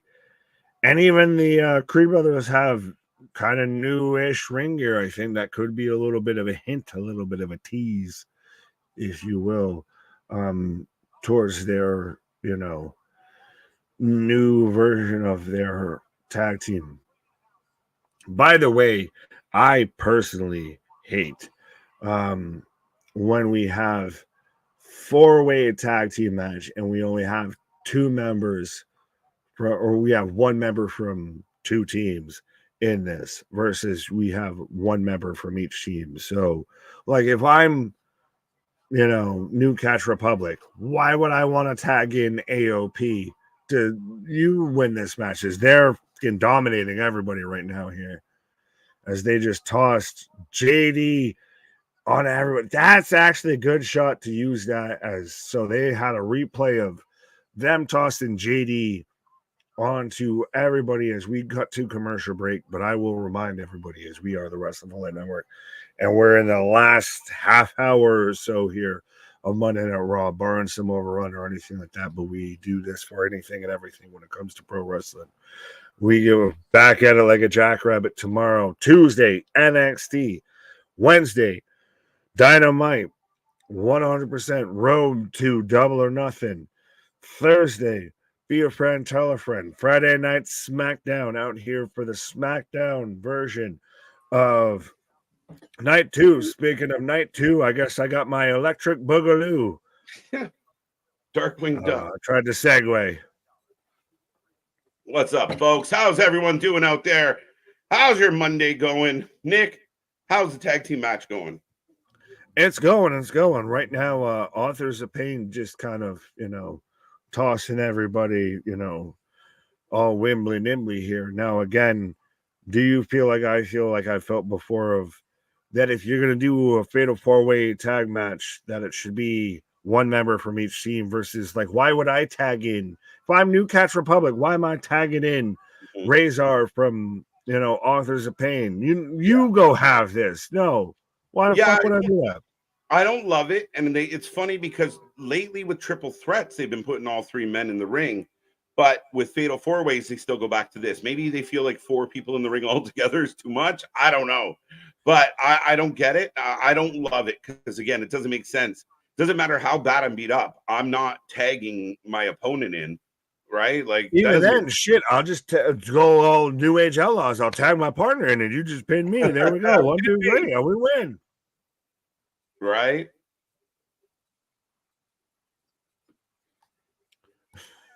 Is my dyslexia on or is KJ on the right? There, we'll fix that.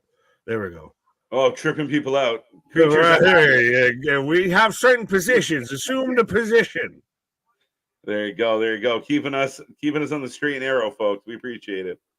Right. A fast Raw tonight. Tonight is clipped. The fact that we got 30 minutes left, we're in this match, then the main event. I mean, tonight has gone quick. That's 2 Raws in a row, and that always gets high marks for me. Nick, you know how I feel. If we're like fucking slugging through this back end, it's a problem. And we've done that many nights.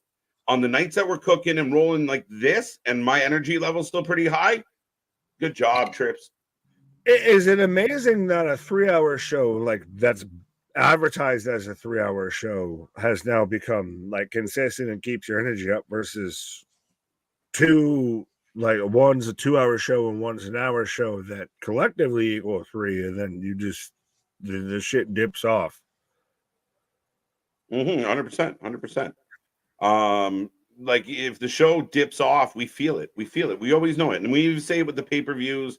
And like you said, you mentioned the other shows that feel longer at times. And we've been there. And at the end of the day, tonight, I give them full marks.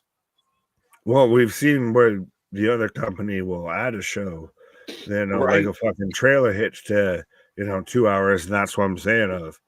That feels more now like Monday Night Raw versus this feels like 2 hours in 3 hours. Yeah, no, the 3 hours has always been that stretch. That's why we're kind of optimistic and excited about the idea of like Netflix and what changes could come because of it. But I mean, again, I think, and part of what I like with Raw lately is it doesn't feel like everything's crammed in there. We talked about another card that's coming up this week that's crammed. And if everything's just getting 4 to 5 minutes, if everything's just quick, sometimes you don't get to really bite into it. And with this, we're rolling. As Julius in. Julius is just out here laying waste to anybody and everybody. Dom and McDommer.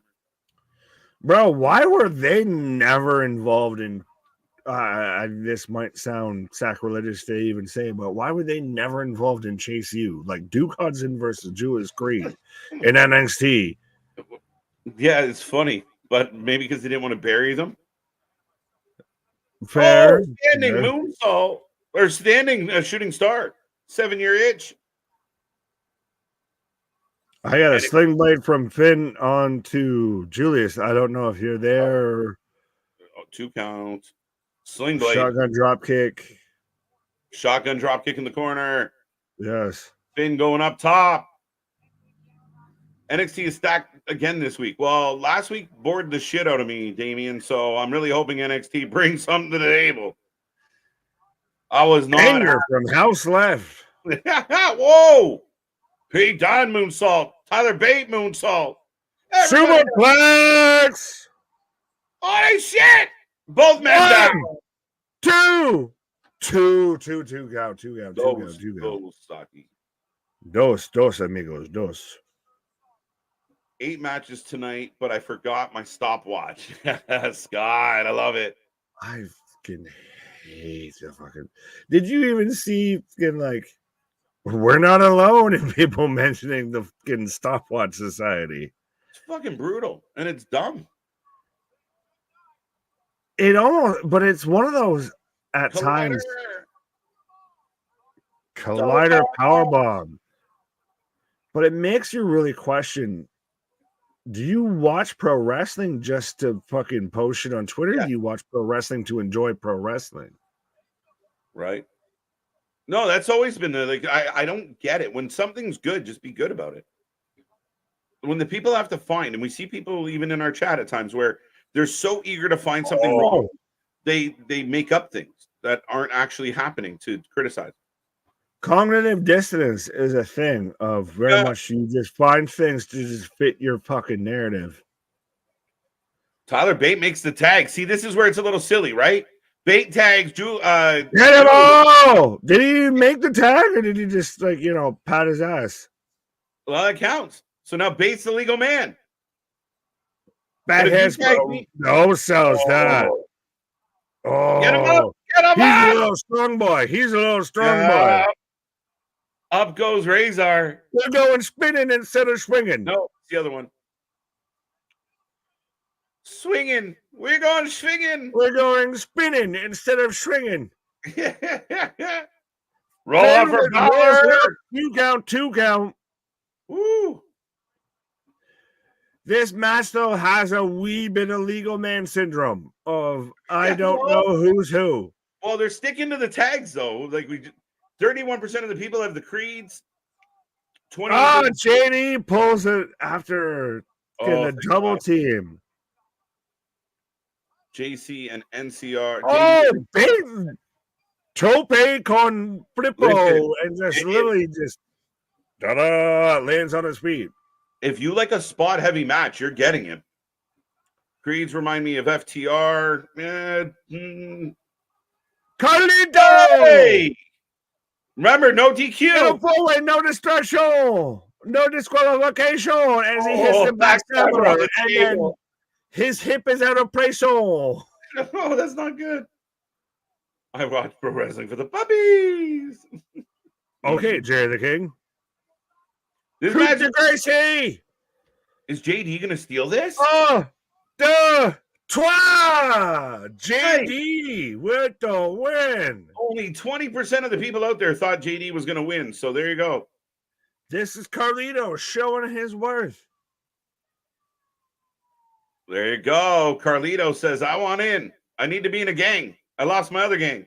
Carlito is about to push Damian Priest out of the Judgment Day. Who would have thunk it? Yeah. Brutus smash. Pair of fucking Irishmen and everything like that. Yeah, the Creeds kind of remind me of the Steiners more than they do FTR. Yeah, well, very much they're that kind of team. If anything, they're that mixed with a little bit, like I said, of, you know, Benjamin and Haas a little bit. Yeah, Benjamin Haas good. I accept that. Even the Alpha Cat or Alpha American Alpha. What a banger. Yeah, it was a good spot match. I voted Judgment Day. All rise, MDB. There you go. Run it back. Next Monday, we're getting Sami Zayn versus Chad Gable. So, fuck is I talking about of giving away pay-per-view matches on TV? This is the new Raw where you tune in for really good wrestling matches. Valkyria against Sky. That's going to be fun. Where the best wrestle, we don't even need to tell you that they wrestle. Right? Gunther versus either Ilja or Jey Uso. Either way, but maybe Ilja doesn't win tonight, which would shock the world. But that is a banger of a match next week, no matter who wins.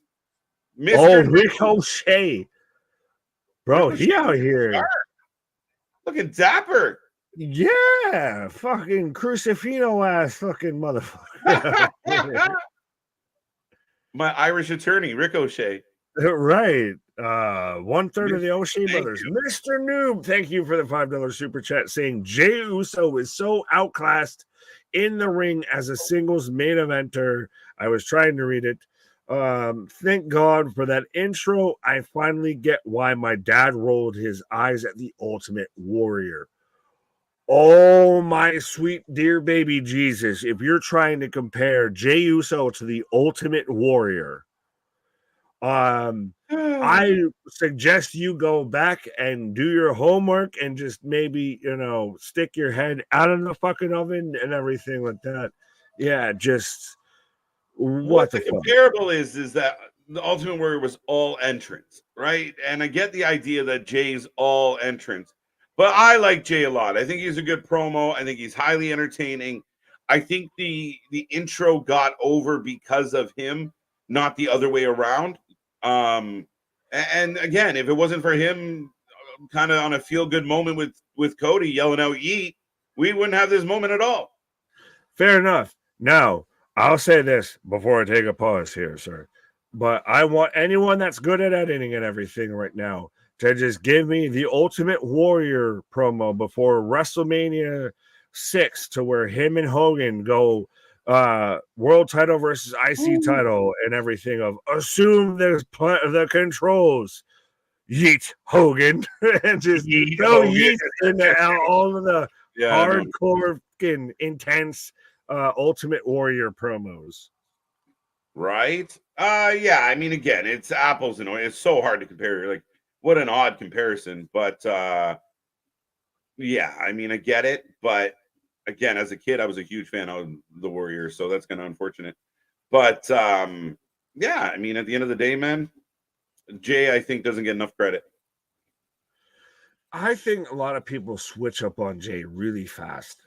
Again, the minute he got over and he became like a main event, like he's booked like a main event. He's in the main event tonight. He's in the biggest match of the night. We've seen him have title shots. We see him involved with main event talent. Yet it seems like when somebody gets there, everyone turns all their shit. Why are they there? I bitched for 7 months online about how you don't give this guy a chance. Now we're giving this guy a chance and we don't want him to have a chance. People lost their minds when he sat there and turned and, you know, I'm out too. And he super kicks them and everything like that. People lost their mind there. Yeah. Like you said, after he's got the promo backstage with Cody and everything like that in the press conference, and they start off the whole yeet verse and everything.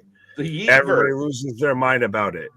Yeah. You know, we want to love Jey Uso when he comes out in France and he's got the giant, huge entrance and everything like that. But when he might actually get pushed into a main event spot, we're like, yeah, but maybe not.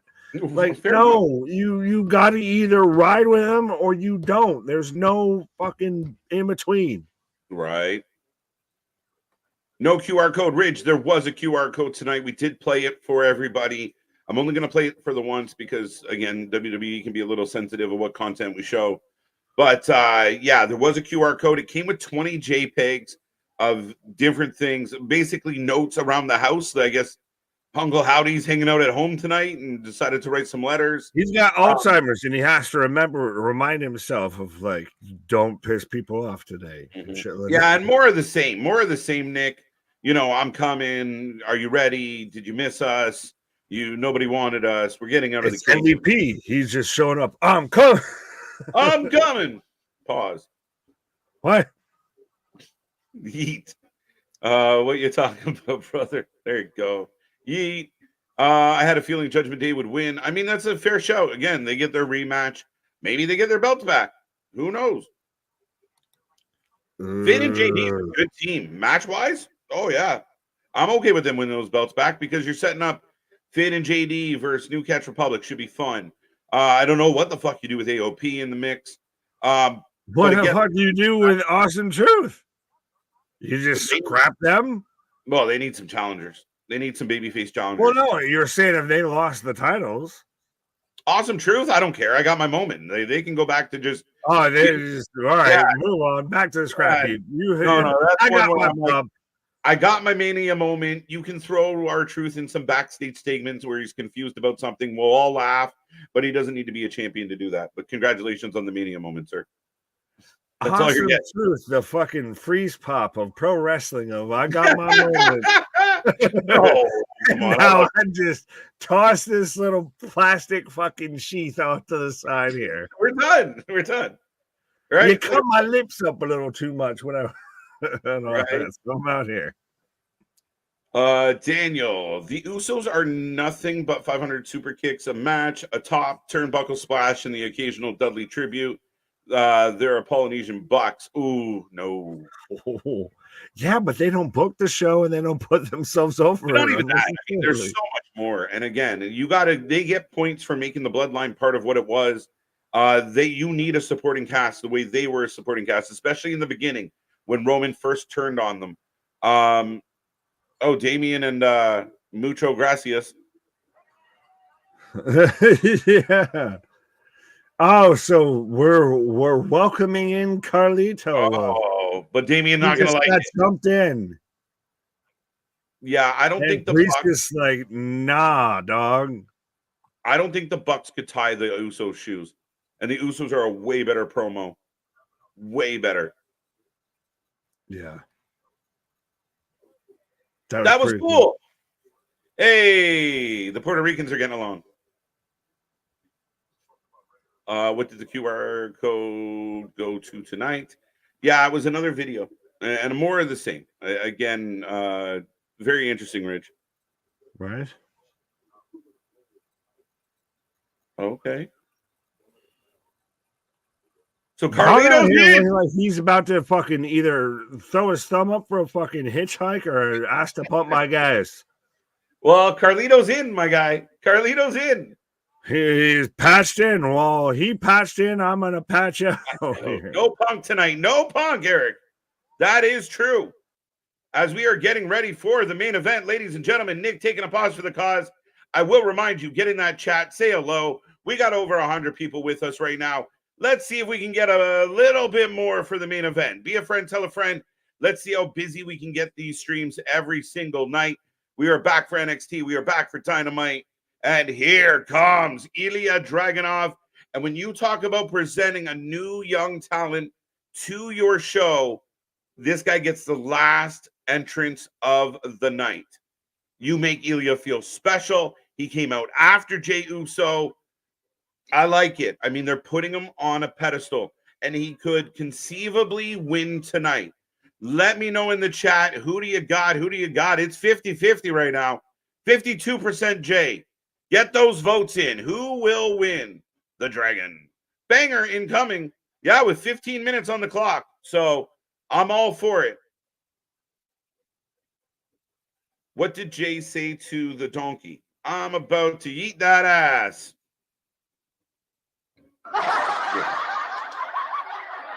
Very cool. So Carlito looks like Uncle Grandpa in the Judgment Day. So if for those who are just tuning in, Carlito has kind of been welcomed into the Judgment Day. Damian Priest essentially says, don't screw it up. Don't be a coward. Don't let us down. The rest of the group kind of laugh at how serious Damian is. So I think, Damian's a dead man walking when it comes to the Judgment Day. The Judgment Day are the new number one contenders for the tag titles. And we got Ilja and Jay kicking it off right now. If you haven't made a vote yet, let us know who are you taking, Jay or Ilja in this one.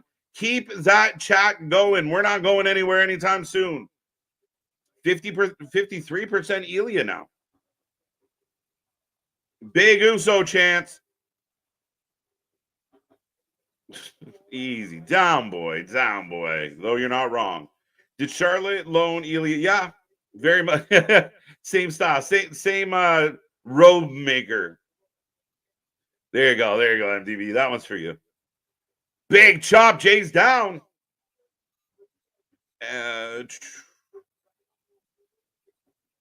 This match between Dragunov and Jay will tear the roof off.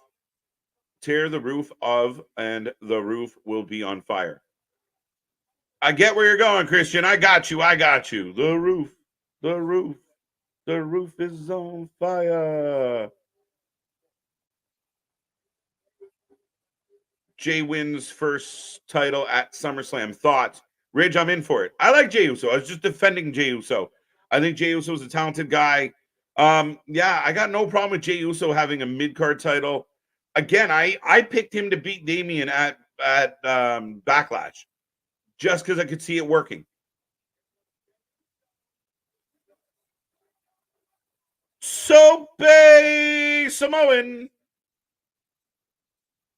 And Ilja up onto the table, checking his mouth for blood. Those women are told what to do. Daniel Price. What did Daniel say? Scarlett's got way too many aftermarket parts. All right, let's move on. Carlito equals Sideshow Roberto. Not bad. I think Evans versus Noam Dar is going to be a hell of a match tomorrow night. Should be very interesting, Damian. Javon's shown a lot of potential, a lot of upside. One of the people, and even building kind of the graphic and stuff for tomorrow's show, you really do notice that NXT is going through an influx. They lost some really big names. They have some injuries. So you're highlighting like Tony D and Javon, Noam. H-bomb missed on the table. Jay gets out of the way. This is where Nick would insert Clay and Hay and May. Back to Billy Madison. Back to Happy Gilmore. Back to Adam Sandler. One of the GOATs. We got a spear up over the table. Both men to the floor. Looks like a commercial spot. Didn't mean it. You need knee pads. Made no sense whatsoever. What did Boston say? Let's see what Boston said. Don't care what Boston said. The Usos were part of one of the greatest stories in WWE history and helped tell that story. Dudes can go and help tell an epic storyline. Yeah, I mean, you got to give them credit for being involved in the bloodline. And even a lot of the stuff with Sammy was generated through Sammy's relationship with the bloodline. You got to remember, the bloodline had to be carried a lot of times without Roman's presence. So it did require Jimmy. It did require Jay. It did require Solo, Paul to do things. But even going back before the bloodline, as a tag team, I think one thing that hinders the Usos as when people think about them as one of the greatest tag teams of all time, they had like a 7-year rivalry with the New Day. And I think both of them, to me, kind of got washed out by not having a better tag team division. Yeah, there was other shit in there, but it was primarily like, oh, and we're back to Usos and New Day. Back to Usos and New Day. So for me, they kind of get overlooked. But if you go back, even some of their old stuff, like, you know, doing the freestyle battle against the New Day, go figure, it was the New Day.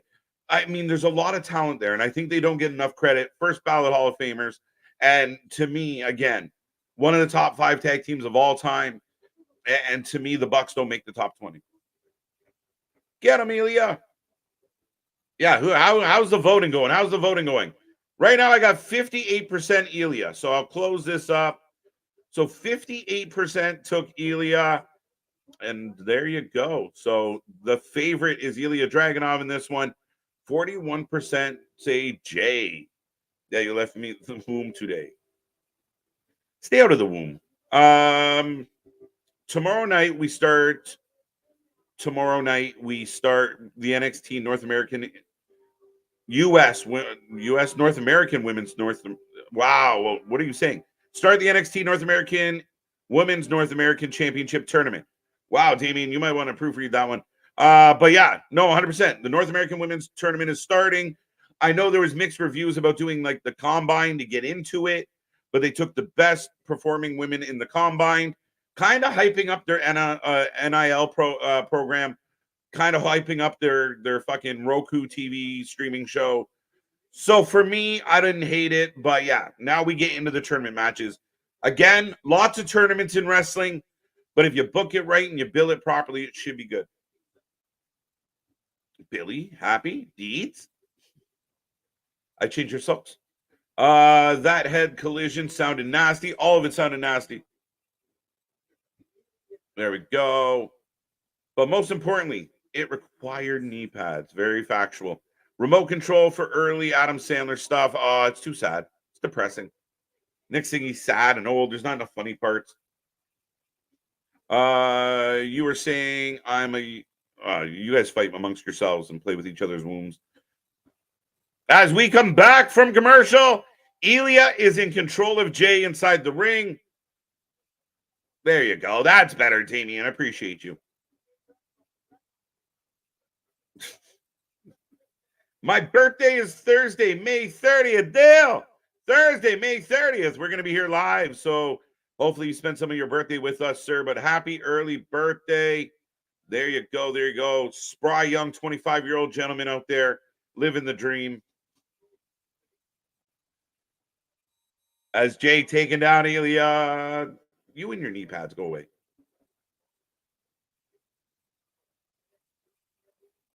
C Money said, happy birthday to you, big dog. It's not your birthday. What is happening with you two? Stop drinking. They are told to get plastic surgery by the WWE Daniel Price. I do not believe that's factual, Dale. Not to contradict you on this one. I don't think they can, to be 100% honest with you. And I think some people opt for it. We recently see Cora Jade go through a complete makeover while she was injured. That's enough out of you. Boston. But yeah, I don't believe they are told, but I do believe there's industry pressures, say, so to speak. All right. Isn't it weird how combined and combine are different words? Go watch. Is it Gallagher? Go watch the comedian. He has a real good bit on words. Well, we're getting the yeet slaps. A hard table tonight. Yeah, table ain't breaking for shit yet. But down goes Ilja. Jay in control. Crowd making some noise. Are you interested in Ivy Nile versus Lash Legend? That's a tough one. Lash is such a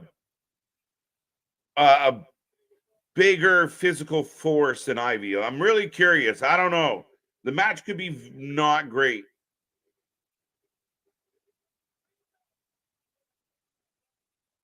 Yeah, I'm with you on that, Daniel. Attempt to get ahead.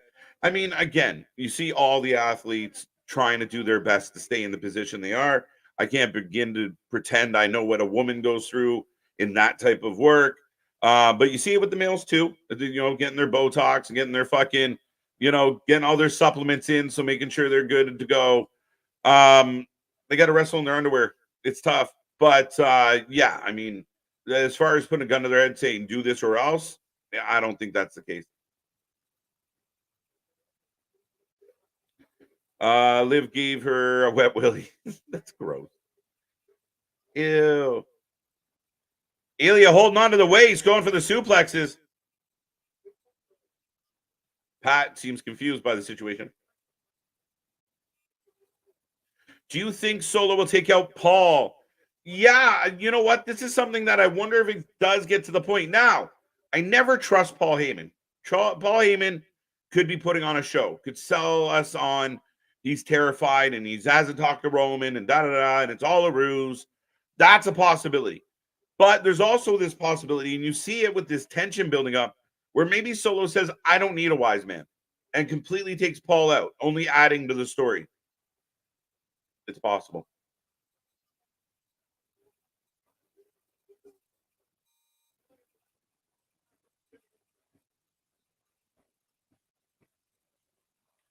The third time tonight we're getting This Is Awesome chants by the fan base.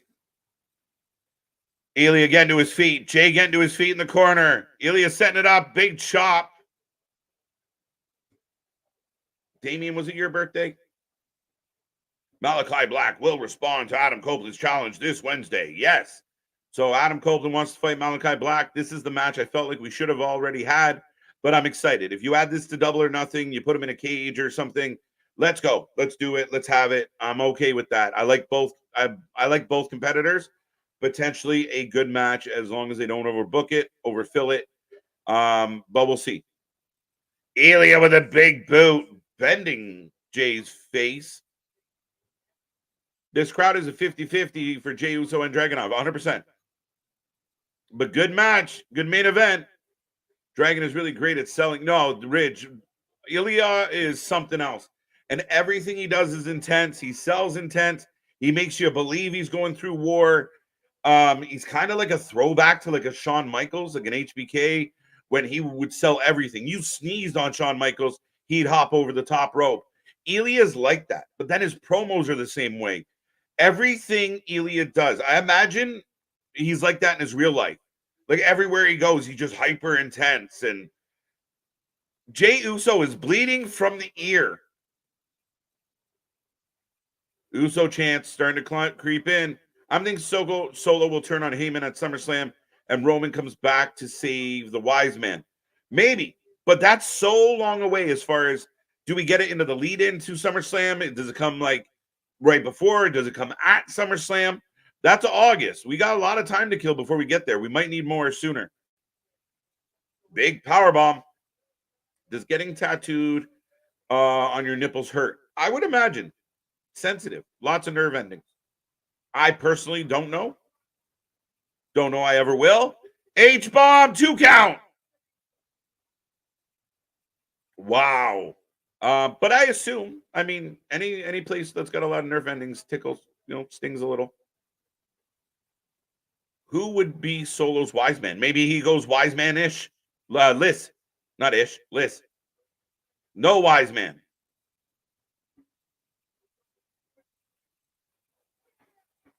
Big spear from Jay. No way. It's going to be the Tongans versus Samoans versus Priest and Carlito. Maybe one day. Big splash. No way. No way. Big win for Jey Uso. Let the crying begin. Oh, Ilja. Ilja. Jey Uso with the W just at the end of the night. Yeah, definitely had blood from his ear. Looks like his earring got yanked a little.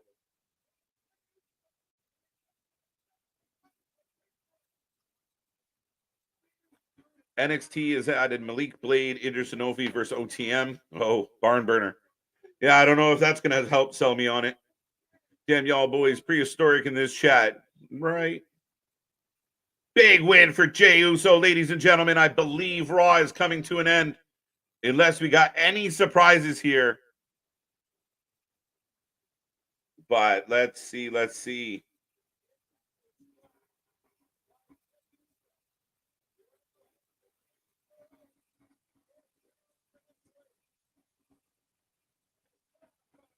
There we go. Setting up the semifinals next week. Gunther versus Jey Uso. Yee. Running it back, ladies and gentlemen. Let me know what you think. Let me know what you thought of the show. Are you excited for the final of the Raw bracket? Things are shaping up. But next week's Raw is going to bang. Rikishi. Don't know how we got there. That's an upset. Not really. I think Ilja would have been the upset on paper based on everything.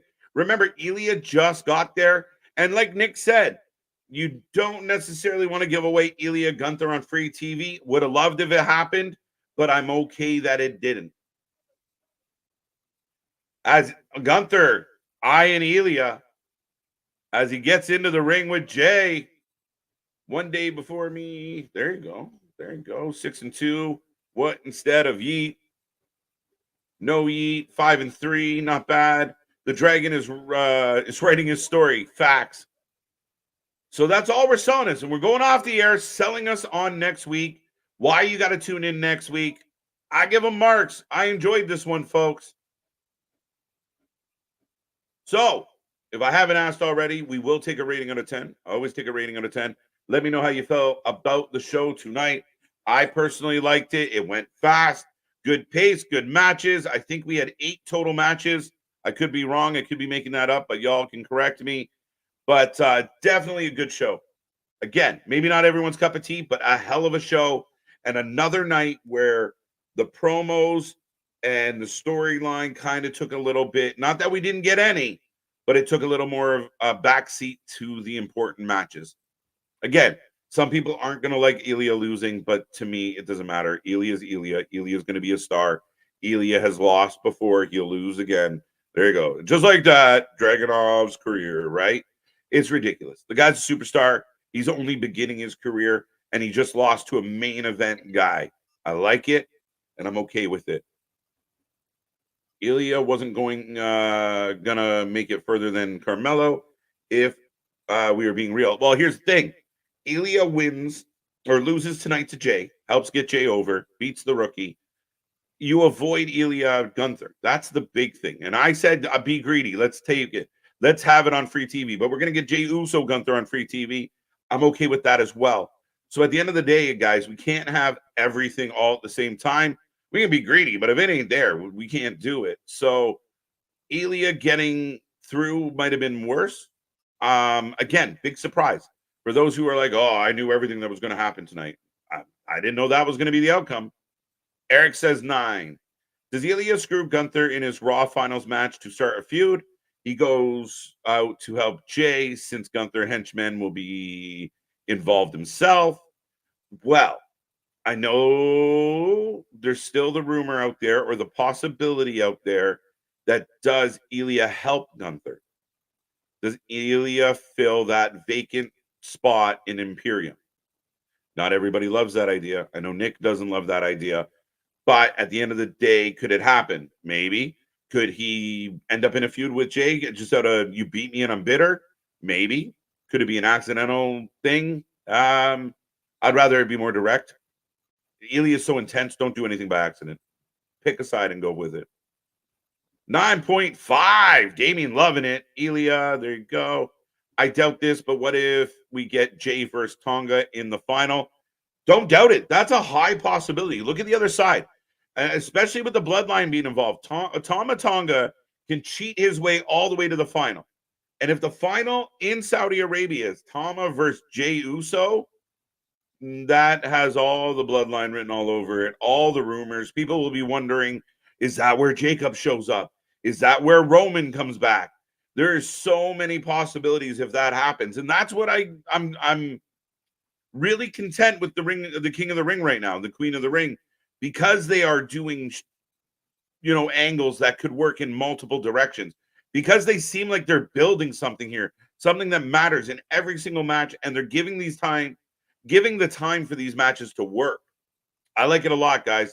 And again, as cynical wrestling fans, we can poke holes in a lot of things, but when we're just getting an abundance of good in-ring action, you got to take that. You got to be happy with that. 8 out of 10 says Saffit. 3, Mr. Golfer didn't like it at all. Did Mr. Golfer watch? I'd be surprised. 8, 7. It made sense at least. Take notes. You just tie everything together. Make it make sense. Make it, again, you got to have depth to it. 0 out of 10, no Trish. There. 8 out of 10 says Dale. 7.5 says Boston. 8. Lots of 8s. I think that's where I'm going to come in tonight. 8.25 from Mr. Knee Pads. No Ilja versus Gunther, so they're going to make us wait. I thought there was a chance we were going to get it, and that's kind of like what you do with actual sport, right? When you think a team's going to advance to the next, they're going to play so-and-so, This is going to be good. And then the team gets upset, gets knocked out, and you don't get the matchup you thought. So I like that we were like anticipating. We're looking ahead. The match doesn't come to be because Jay steals the win. A nice win for Jay. And again, Ilja doesn't look like a schmuck. He was competitive in a main event. I give him credit. Ilja and Carmelo can run the mid card potentially. See, Carmelo to me, I struggle a little bit because he is such a small guy. He's got an uphill battle, literally. Screwdriver ears, disgusting. 8 out of 10, 7 out of 10. Got you guys. Ilja joins Imperium. It's been rumored, and again, I'm not sure how I wondered if they put Ilja into the Imperium because then you can set up the ultimate, when they break up as a faction, when Ilja doesn't want to do what Gunther says, when Gunther's acting like an asshole. So you have a reason for them to hang out for a little bit. They're dominant. Maybe Ilja wins the tag title with Ludwig, and we go from there. I don't know because other people want them just to get to the fighting. So we'll see. 7.5 out of 10 says Ronan. Raw is cool tonight. There you go. Definitely had a cool vibe. I don't see Orton putting Melo over. I want Melo to get to the finals. I'm sorry, I want RKO to get to the finals. I want him to do really well. I don't know that Randy Orton will put Melo over, but I think we're going to get a really cool RKO. So hold tight for that. Orton versus Tama, coin toss. If we get to that point, Orton versus Tonga is a coin toss. Raw is cool tonight. Got it. 8, solid show. Okay, KJ, explain to me how Ilja Dragunov is going to resonate with the American Western audience unless he goes heel.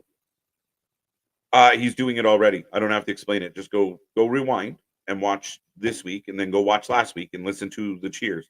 Everybody's excited about Ilja. Now, I think he works well as a heel. Don't get me wrong, but this idea that the American Western audience, well, maybe the American Western audience needs to take their heads out of their ass and pay attention to more places than just the 3 fucking places around their house.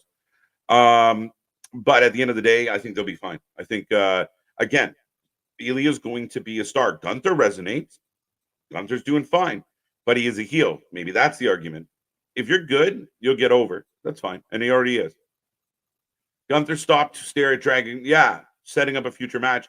You saw him in the backstage ridge. You saw him, when he walked out to see Jay, just kind of stared him down for a second. So we'll find out. 8.5 will be Randy Orton versus Walter at the King of the Ring. That works for me too. I like the fact that we can do that. Orton, Gunther, outstanding. And Gunther kicks out of an RKO. That will be the thing. Nick hates every idea that doesn't have any Kingston in it. Well, Nick can defend that tomorrow. I don't know what you're referring to. WWE's predictable. Again, I don't think it's any more predictable or less predictable than anything else. Certain people should win. Certain people are supposed to win. But keep in mind, almost 60% of the people tonight in this chat thought that Ilja was going to win, and he didn't. So half the people are wrong and figure that we're not being overly predictable. Not everybody has Bird Lady doing what she's doing. So again, wrestling does come with an element of predictability. Again, the storytelling matters, but it's not like you watch other companies and they're so unpredictable. Even their storylines, the Devil storylines, the Young Buck storylines. Again, wrestling kind of has a predictability to it if you're paying attention. So yeah, it seems like a funny knock. I don't mind the idea. Set up Gunther versus Dragunov to bump heads and get the feud that way. I like it. Yeah, I'm kind of with you, Boston. I said that months ago, and I know it went over like a lead balloon, but I do think it's possible. I do think it's plausible. It's a good way to kind of, they run amok. Who's going to beat that crew? Ludwig's great. Ilja moves into the 2 spot, oddly enough, just because who he is, and Gunther. I mean, who's going to beat them? And then eventually they beat each other. Pause. Give us all the flavors. Yum. Pause. I agree, Larry. It'll be Orton versus Gunther in the finals. Gunther will win. And Orton versus Gunther has a Saudi show feel to it on paper. If you say Gunther, Orton, King of the Ring final, feels very Saudi show. But we don't know. Could be Jay Orton. That'd be interesting. Liv got revenge on Becky for that weak ass punch.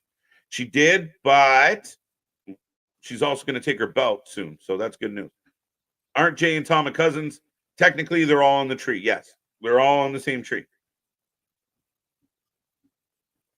We got an 8.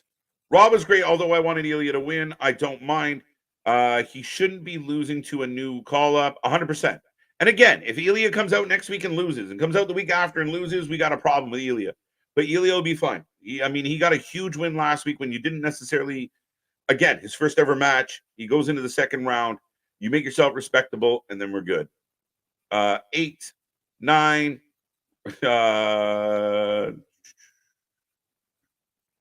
Jay Samoan, God are Tongans. That doesn't mean they can't be related. Not even The Rock is a blood relative, Reigns and Rock's grandmother. Yeah. So the Rock one's funny, but as I can't remember the family tree right now, but I do believe because of they're all on the tree. They're all on the tree somehow. And again, maybe it's a slightly kayfabe tree. Maybe it's the wrestling dynasty of it all, but they're all on the tree. Who cares? Close enough. And again, we got relatives that live in other places, right? So we'll connect the dots eventually. I'll give it an 8. Not a bad show at all, really. MD, change your name to Mr. Knee Pad. Why not? Why not go full knee pad? 8.5 out of 10 for me. Good to see you, John. Great show. Hurricanes win. My Celtics go up 3-1 on Monday night. Big win for the Hurricanes. They're not going anywhere soon when people thought they were done. Big W. Dallas is up 3-1 right now, according to my television. And yeah, I thought Raw cooked. I thought Raw was good. And anytime I'm sitting here not begging to go for the door, it was probably a good show. But I will make last call. If you haven't made a comment yet, I will get to the last of them. But don't start any novels at this point. We are about to go home. You don't have to leave, but you got to get out of here. 6.5 out of 10 because we got no learning tree. That's a good reason. Ilja did beat Walter before on NXT TakeOver. Facts. And again, there's that history, but WWE doesn't really lean into some of that history sometimes. They want to tell the story, and it's kind of the knock we have a little bit at times with AEW is it's great that they did stuff in New Japan. It's great that they did stuff in fucking, on WoW or Stardom or in AAA. But when they come here, you got to tell the story. You got to build the story in front of the audience you're performing for. Great Raw, no complaints. Got that one. That's then how do Solo and Tama know each other? They're related somehow. A match of the year contender, KJ. I don't think so. I thought it was a solid match, but will I remember it in a month? Maybe not. I thought Ilja Ricochet was a better match. They had Gunther stop to look at the dragon. Got that. Absolutely. All right, ladies and gentlemen, I'm going to scroll down a little bit. Remember, we have super chats and super stickers. And remember, we are back here tomorrow and all week long for all your wrestling coverage. We cover more live wrestling than anybody else out there. For Big Nick, our sugar honey iced tea. That drives me nuts. I hate that. It's real. It's raw. It is uncut. When you talk, let me try that again. For Big Nick, why would you say you started with the long part? But our shit is real. Our shit is raw. Our shit is authentic. And by the way, this is Big Dog copying you, not me. Better put that for life with it. 8 out of 10. I'm going 8. I hear voices. You should probably get checked. I'm going with you, Vance, and everyone else that said 8. I thought tonight was a solid show, almost bordering on a great show. Again, a couple things could have been tweaked to make it a little bit better, but from a standpoint of start to finish, being entertained, everything from the opening promo all the way through this show was building something. And I felt like a lot of segments were must-see, don't miss out, a lot of good matches. I'm content. There you go, full knee pads. Never go full knee pad. Wrestling for life over everyone, 9 out of 10. Regardless of what brand you like, they all have incredible talent and storylines can go deep. Triple H era. That's it. And we will be here on Wednesday hoping that we get some good storylines and good wrestling. I'm an advocate of all the wrestling. This channel's an advocate. This chat, for the most part, is. But that's what we want. We want good wrestling. I don't care what night of the week it is. I don't care what 3 letters are in front of the production. I just want to be entertained. And if you don't entertain me, you'll hear about it. That's why we're here. 8 out of 10, 8 out of 10. I mean, matches are 50-50. People say, oh, this guy's not going to win. They lose. Oh, WWE is so predictable. I picked that right one. There you go. I'm not sure where we went with that. 9 out of 10. Full knee pads got that. Have a wonderful night, everybody. Good night, good night, good night. Hook return this week. Oh, goody. Ratings through the roof. One loss don't mean shit. Some wrestling fans get stupid on losses, KJ. It's dumb.